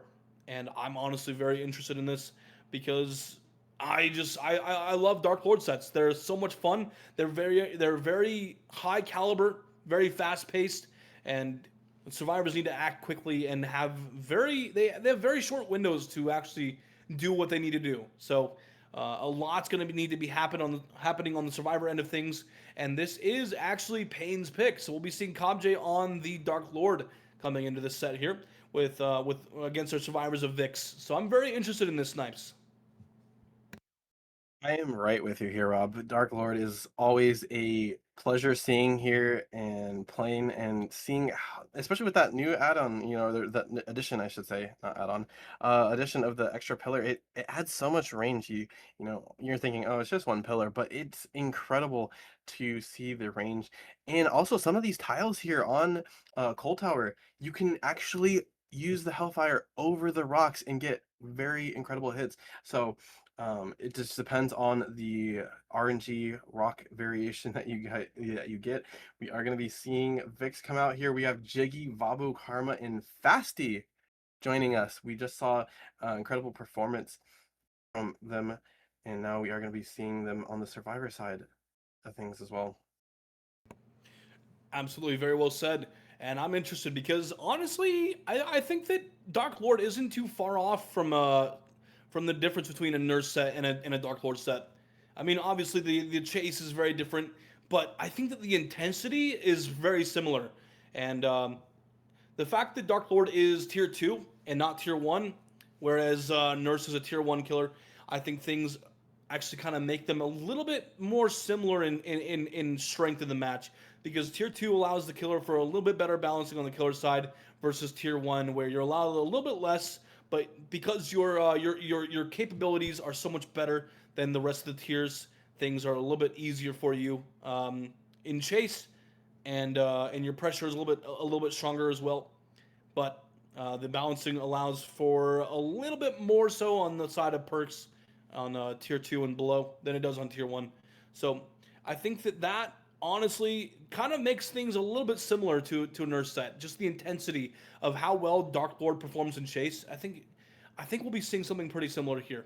Now in Season X, at least in the beginning, Dark Lord was still kind of new to the game, so we're seeing a lot of 4Ks on Dark Lord when Dark Lord was still kind of new to DBD as a whole. And now that he's been out for a little while, I think we're seeing a little bit better results on the Survivor side, but he's still very, very strong. He's not quite S tier, but he's really close to the top of A tier, if not at the top of A tier. So I think we'll be seeing a pretty solid result from the killer side of things, especially because I believe that KobJ, if I remember correctly, is quite adept on the Dark Lord. Yeah, we've seen. I don't think we've seen KobJ necessarily play Dark Lord, but we've seen them play a variety of killers and perform at very high levels here on the main stage, and even in the qualifiers when they were playing, they played extremely well. KobJ definitely going to be the MVP here and try and bring it to the 5th set. Rob, we are so close. Pain need this to bring it to the 5th set, and then if we do, we will be seeing that special rule set that we haven't seen since, I believe, the last week or the previous week, where we saw a Nurse game with only corrupt intervention being used and no other perks for survivors or killers.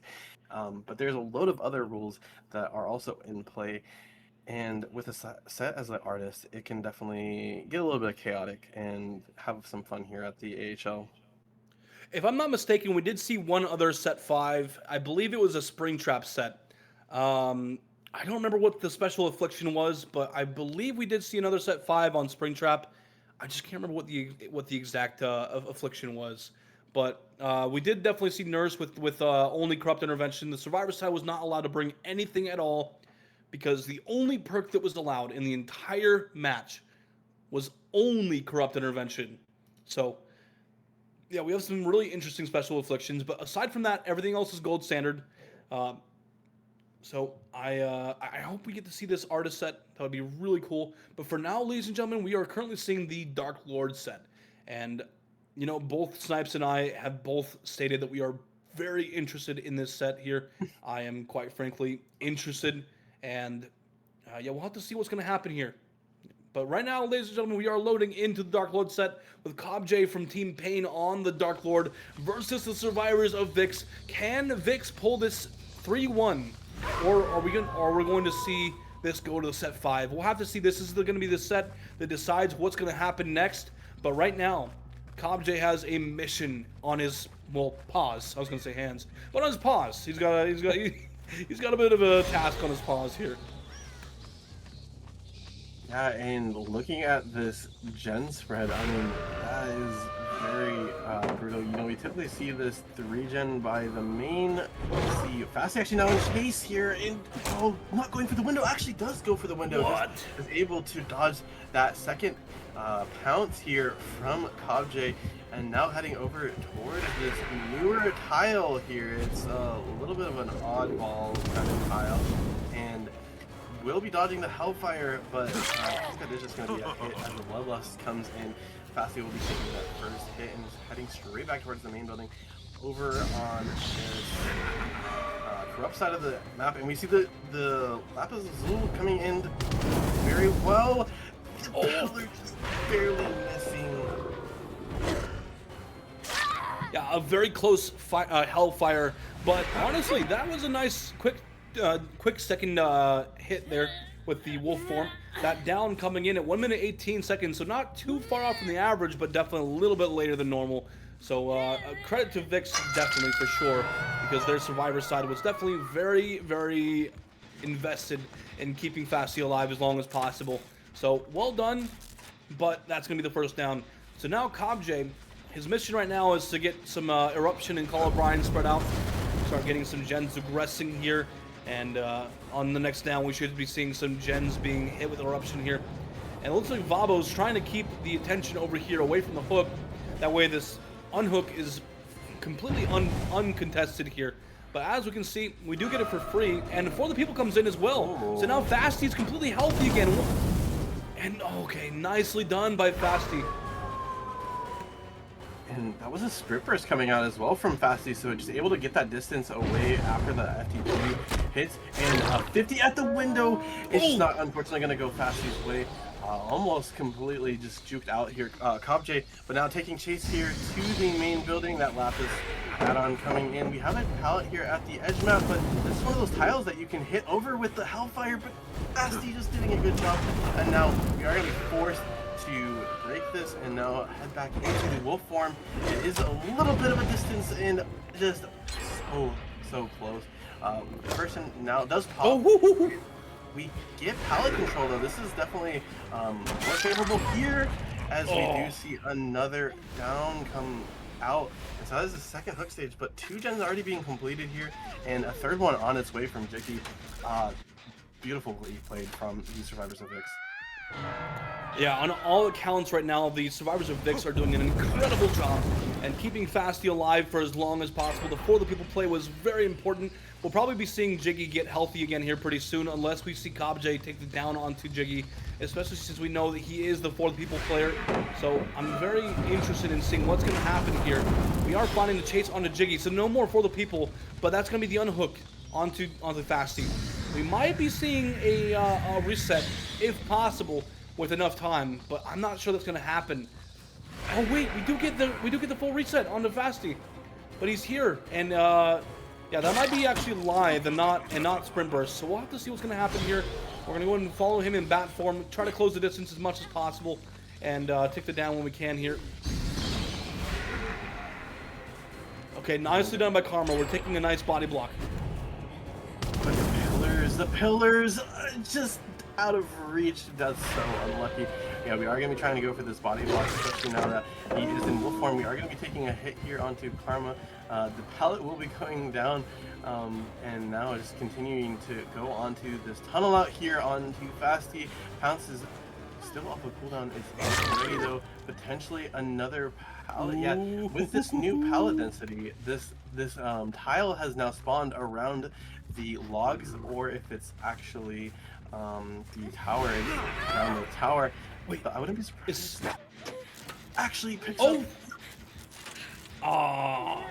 We didn't get the save.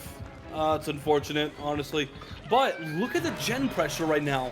This is some insane gen pressure. Everyone's injured except for Vabo at the moment, so it's a little bit risky to sit on these gens and try to force them to pop. But at the same time, Vabo's still being healthy. We have multiple gen. We have a gen with high progress, and maybe some other gens out there with some good progress as well. But at the moment, we're finding a chase onto this 4 lane. And yeah, Jiggy takes some very good distance here. Not going to take it down here. So that's really good for Jiggy. We're just going to actually choose to leave and go back to this hill gen, which has a lot of progress at the moment. Yeah, and it looks like there's no scratch marks and it's still regressing. So now KobJ is going to be forced to kind of look around the map and go to this top side and get some info on what the survivors of VIKzz are doing. We hear a little bit of progress, but not too much, where KobJ thinks it needs a kick. We are going to be seeing that pre-drop rather quickly. I think this is Karma. Yeah, it is a Karma in a 50. It's just unfortunately lost, and that is going to be another down. Eruption procs, and there's a pain res hook right there. So that's going to be even more gen regression here coming out.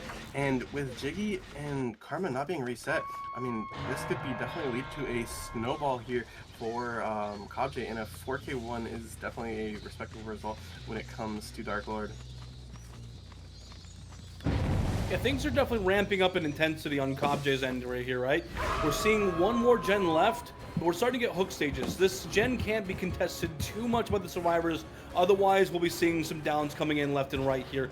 Jiggy's probably going to take this down right now. Yep, he is. But this is pretty far away from the active gen right now, so unless we get a pain resonance, we're going to be seeing a lot. Okay, we do have a pain resonance. Never mind. Okay, alright, GG's. Anyways, still some really solid gen progress out here. Vabo actually stealthing off, trying to get away from this, and Karma progressing this other generator. So multiple gens around the map right now have a lot of progress, and it's going to be hard for this gen split for KobJ to contest both as well as he would hope to. But we do see KobJ's excellent game awareness coming out here and noticing that he hasn't checked this generator here at the top side in quite a while. So now we are going to be taking chase onto Karma, who is heading up to the main building. I would believe they have balanced landing, and that's exactly what we see coming out. But is it going to be enough to dodge the wolf attack? No, it's not. So they are going to be going down. It's another hit. And now, actually, KobJ is going to just completely leave it down on the ground. Expecting this maybe reset or maybe then just to double this generator out, and is heading back straight to this generator here. It has progressed, or regressed I should say, quite a bit from what it was previous state. It was around 60% and now it's down to roughly 30%, and we are taking chase here onto Jiggy once again. Karma does get picked up in the distance, so I mean the survivors of VIK's doing a good job at rotating and playing for these unhooks slash pickups. Oh, wow. Well played by Jiggy. We do see the down come in again, so this is going to be a second stage onto Jiggy. But we do see the reset onto Karma as well. So everyone's healthy besides Jiggy at the moment. Really, really good for VIK's here. But KobJ is just building up these stages right now. And Karma actually on a gen that's a little bit more synergized to his build here. That being the main building with balanced landing. So he can actually sit on this gen for free, basically. If KobJ comes and contests this gen, balanced landing is ready to go, so it's not going to be a terrible thing for KobJ. And also, we've only seen these two different gens being worked at the moment. So, in all consideration here, he might not expect that main building is being progressed. Yeah, I would agree, and it's the one gen that hasn't been touched, but with that deja vu on Karma, getting that extra speed boost here, I think KobJ now is aware of the main building being worked as we see the teleport here in bat form. Now Karma is going to be getting away, especially with this door being broken that's right next to the generator. That is a really fortunate here for Karma. A double vault comes in, a triple vault comes in, not in chase, so the bullet won't be blocked in just the mind games until that stun comes. And actually, well played. Gets the 50 and will be continuing this chase. And now with the reset coming on to Jiggy, this needs to be a quick down. Otherwise, we can smell some trouble here for KobJ. But yeah, KobJ recognizes that this will not be a quick down at all. So he has to leave. He opts to leave and comes check this hill gen, which actually doesn't have a whole lot of progress at the moment. But someone is working it, so he is actually going to go try to find out where this chase is going to be at. It looks like it will be on this rock against Jiggy here. Does take a tag. Jiggy's death hook. So that's a little bit risky for VIKs here. But if Jiggy can last a while, this could spell out for VIKs here. And at this 50 pallet, the eruption getting procced on all the generators here. They are doubling this out, but KobJ's aware of it. Will be heading straight here just to deny and actually catching out Vabo, who is the fresh hook, dodging the firecracker very excellently, and now taking a free tag onto Vabo, using this bat form to close the distance onto Vabo as well, and potentially will be getting the down here. We get the pickup. Actually, Karma was the one rotating instead of Vabo. Which is smart. And now we are taking back onto Jiggy at this middle tile here. Another one of those tiles that you can kind of hit over with the Hellfire and just holding it and just not able to get anything working. Now we are just forced to the edge map here as Jiggy goes down once again. Yeah, what a great down location for Jiggy here. And yeah, and quite frankly, this is really good. And also, Karma is already here, ready for the pickup. So if Vava was down, that's still 2 survivors up. So this is not bad at all for VIKs. They can recover from this. They just need to keep someone, at least 2 survivors up at a time, or at least have the capability to do so before anyone's able to get over and pressure them. So we do see the full pickups onto Jiggy. We do see the full pickup onto Jiggy and the reset as well. So now we're fully healthy. Someone needs to rotate in for Vabo and get him up. And we do see a tag with a Hellfire onto Jiggy. So now in a very risky spot. We could be seeing a pretty quick tap here, but we don't. He actually gets the vault. Very beautifully played, but oh my god, KobJ just showing his expertise on the Dark Lord here as we get this down. So now we will be entering a 2v1, but I mean, still, you almost think this generator was so high progress and we didn't get a kick on it. They're doubling the gen here. Karma has deja vu. They're not going to be able to get here in time. I don't think it's going to be possible for them to get it. And now the gen being, oh no, that is so brutal. I was going to mention this earlier, getting that down into Babo was really big, and you had a pain res right there. I was very shocked that KobJ decided to leave, especially with that full reset coming in. We are taking chase here on Karma, going for the fake. Oh my god, no way! What a play from Karma, faking the window fake. He faked a fake, and it worked. We actually might be able to see Vabo out here. He is healthy, so he's able to get out. That stage is out of the door. A full fresh hook is out of the door, Snipes. That is insane for VIKs. And we might be seeing Karma make it to the hatch as well. But no. Actually, we're... Okay, wait. What are we going to see here? What are we going to see here? Does Karma make it to the hatch? I don't think so. No. But now we're going to need to see Karma make it to the exit gate, and that's also going to be very difficult. Oh, no. But we do see, okay, all right, here's the plus for VIKs. They got a full hook stage out of the door. That's incredible news for VIKs. That means that PAI needs 4 stages out of the door. That is horrible for them. They're gonna need to really grind this next match here, Snipes. I'd have to agree with you, Rob, that was a incredible call from the survivors of VIKs just to double that gen out and get it completed. It's kind of a high risk, high reward, play.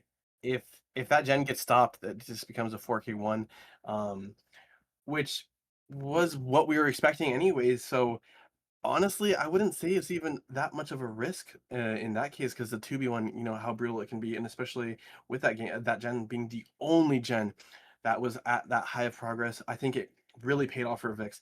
Just an absolute incredible call coming from him. Yeah, that worked out incredibly well for VIKs. Now, this is PAI's pick, so maybe they're about to have a better play coming up here soon. But if they don't, this could be VIKs taking 3-1, and they'll be taking the matchup here, and we won't see the 5th set. So I'm personally hoping that we'll see PAI do something pretty incredible here, and we get to see the 5th set. But this is up to the players here. They're gonna have to do something, and quite frankly, I'm honestly not sure how this is gonna work out. Yeah, it's a tougher win con than you would think. 3K9. I mean, a fresh hook out the door too. It's just really hard, especially against a killer of the caliber that is Dark Lord. Very well played. Honestly, well played on KobJ though. Getting that tunnel out. I mean, we saw the reset happen twice onto Fasty, and managing to still get that tunnel out relatively early into the game. Applause to KobJ for that.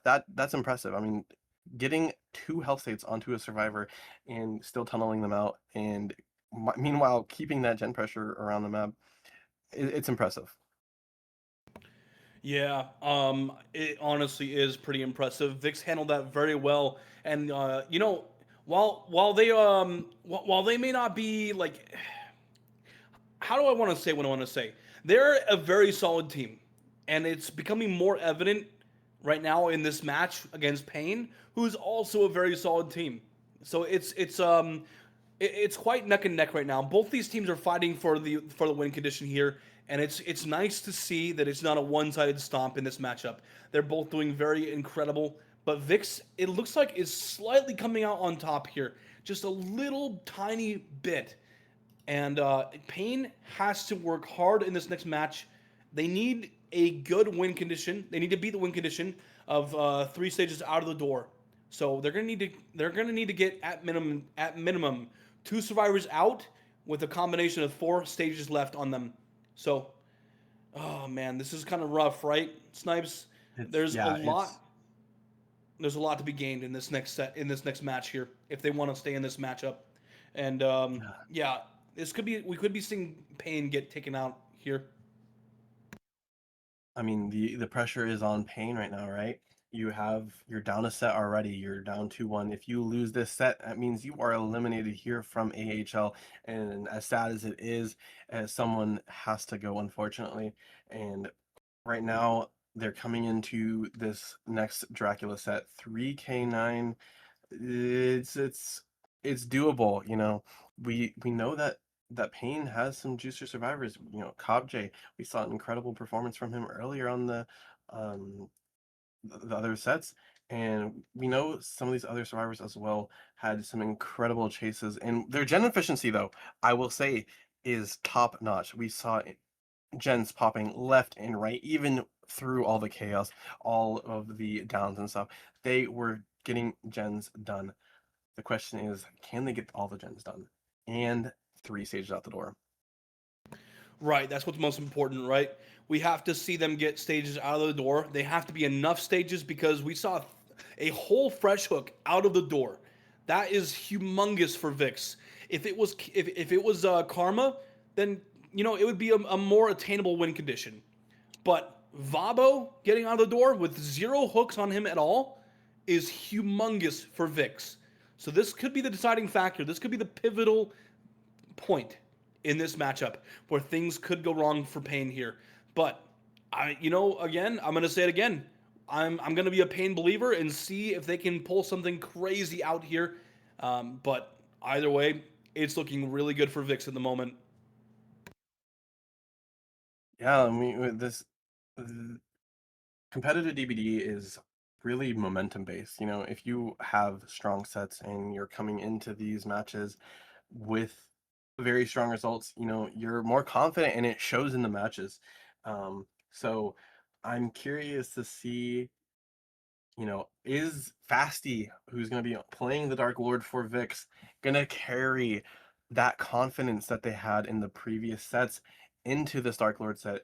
Or vice versa, is Pain, you know, having already taken one set, this is their pick. So, you know, we saw them win their pick initially, and now it's their pick again. We could be seeing a 2-2 and going to the 5th set, which is Artist. I want to see Artist so bad, Rob. I'm not gonna lie.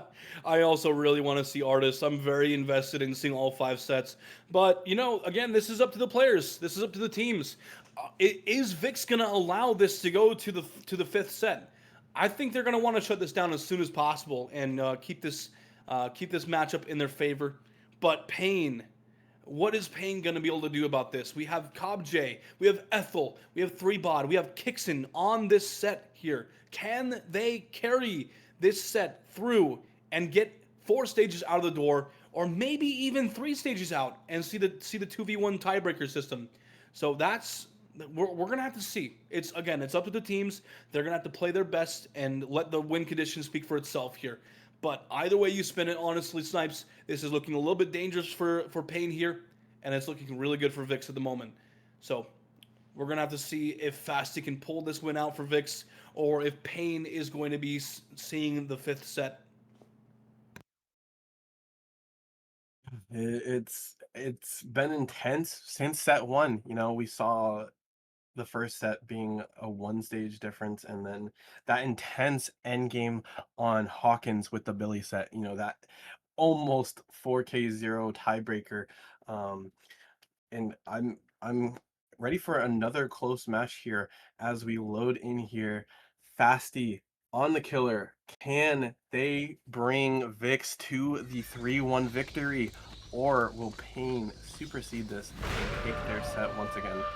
Rob, that is the question we are about to answer right now as we kick off here into wolf form, trying to find the first survivor, their first victim. Can they get a quick down? I'll say this much, just looking at Fasty's build, this is a dangerous looking build right here. The use of Ruin, oh no! Ethel taking a tag pretty early on in wolf form, didn't even use the pounce, it was a pure M1. We're gonna use the pounce to break the pallet. And knowing that he vaulted the window, now we're gonna follow up in bat form, follow him over to this God Rock here, and maybe potentially use our Hellfire. Is it gonna work though? No, it's not. We're just gonna barely miss. So Ethel lives a little bit longer and actually doesn't go back to the pallet. We're gonna go around the other side, and we have enough distance to make something else here, but there's nothing in this area, so we're just dying full edge corner here. That first down came in pretty decently early, I'd say. It came in at around 59 seconds, just short of the minute mark. So that was a faster down than last match there, Snipes. A little bit risky. That's going to be pain resonance as well. So, oh, no. Oh, Pain is in trouble here, Snipes. Yeah, that pain res is definitely going to be brutal for the side of Pain here, as we are going to be extending a little bit. Fasty, yeah, like I said, is bringing this confidence and showing that they are ready for this Dark Lord. So it's actually leaving. CobJ just going to W key towards the top side of the map and maybe head back towards this unhook, maybe catch out Kixon, who is seemingly lurking out. And no, actually three bod here at this generator, trying to stop these generators and getting use out of that Ruin in play here. We'll be taking a tag and now heading straight back to this unhook that is happening here, and an FTP like we saw in the previous one just to deny the tunnel out. Can Fasty be as efficient as CobJ was with getting these early tags in early downs? Alright, so I'm going to say this much. Ethel needs a longer chase this time than last time. Already taking a tag this early on is really unfortunate for Ethel, but we're going to need to see a longer chase if possible. Just drop all the pallets. It doesn't matter. Just drop them all. Last as long as you possibly can. Let the gens fly for your teammates. You need to stay alive here, otherwise this is going to be bad for your team. Oh, a nice stun coming in from Ethel. We actually are able to stay alive a little bit longer. We're going to make it to the car filler here, right outside of the main building, but we don't even want that. We want to make this Orman tile. And we're actually going to willingly take the down right here on this pallet. And it looks like Fasty is convinced now that someone's here. They are actually. CobJ's here for a pallet save, but unfortunately doesn't get the slow vault in time. And actually does take a tag for that. This could be another down in the area, unfortunately. Oh, this is looking a little bit scary right now for Pain. Does have this rock filler, but is not able to make it, and will be taking another down. That is going to be a pain race here. Fasty opting to take this instead of going back for the pickup here onto Ethel. We do see a reset coming out onto 3bod, which means I think that, yeah, there's no medkits in place, so VIK Kixon was resetting. Still injured though from that for the people play.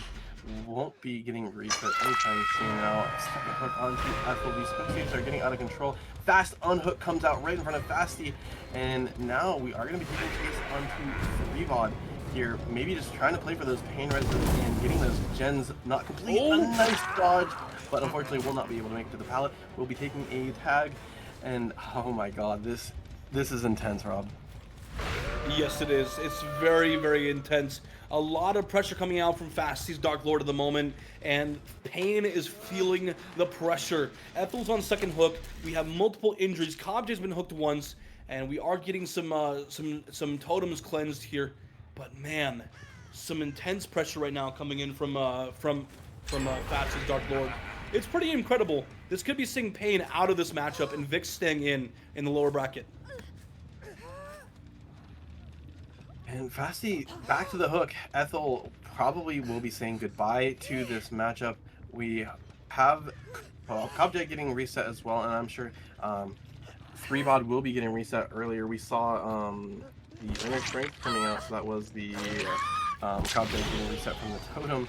But now 3v1, 3bod's still injured, and I mean these generators aren't necessarily favorable for Fasty, I would say, but thinking someone's maybe resetting at Shack or lurking around this area and not finding anyone. Ruin will be leaving the trial, so that is definitely a uphill moment for Pain, denying that.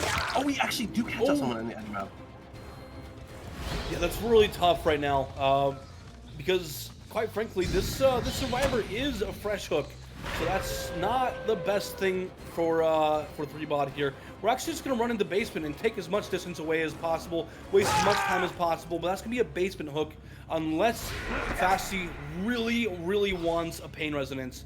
But I'm not sure if we'll take it. If I just put basement, yeah, that's gonna be a basement hook onto 3bod. But that does buy a little bit of time for our teammates here. We do see Ruin getting cleansed, which is really important, especially in the 3v1 when you're gonna be off gens a lot at this moment. So we see Kixon actually stealthing off for the save onto 3bod. CobJ working the main building generator, and it looks like Fasty is pretty keen to come up here and check this gen out.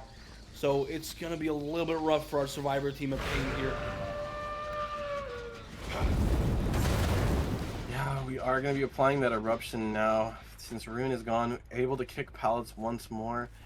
We saw CobJ working it, and now we are going to be getting eyesight on them as well with Fasty. The reset, or the unhook, I should say, comes from the distance. CobJ did have the sprint burst, so was able to make a little bit of distance here, but Fasty is not going to be carrying. He's going to be going straight back for this unhook here, and they got out of basement, which is good. We know that 3bod had the balance landing, so it's going to be able to get a little bit of distance here, but not too much to where it's going to matter in the really close pounce attempt. It wasn't even a pounce attempt, it was just an M1 attempt here coming out from Fasty. We see that body block coming in, but with the Hellfire, could be getting a double hit. This is really quick. Oh, a bit of a two-tap there on the Kixon. Oh my goodness, that is pretty rough for Pain. We're still at 2 gens remaining. We just saw Eruption kick off onto CobJ's gen. So that's going to be some more aggression, some more slowdown, and also another Pain resonance. This is the third Pain resonance in the match, and that's going to be CobJ's gen taking so much regression here. I don't know if we're going to see this gen get popped anytime soon. This 3v1 is really... Oh, no! This could be a 4K2, actually. This is dangerous for Pain. That's the final stat coming out as well. Pain just eating away at that main generator, and CobJ is just looks like they are giving up, unfortunately. So we will be seeing VIKs move on, and we are going to be saying goodbye to Pain. Unfortunately, they played so extremely well throughout the upper brackets and even lower brackets as well. Beautifully played from both sides. Applause to them, but unfortunately for Pain, you know, VIKs will be moving on, and I'm curious to see. I mean, we saw some crazy stuff coming out from both teams. Both teams deserve it, but unfortunately, only one is able to move on, and that, in this case, it will be VIKs. Yeah, very well played by VIKs, taking the win here 3-1. Pain fought hard, they fought well, but unfortunately they fall to VIKs.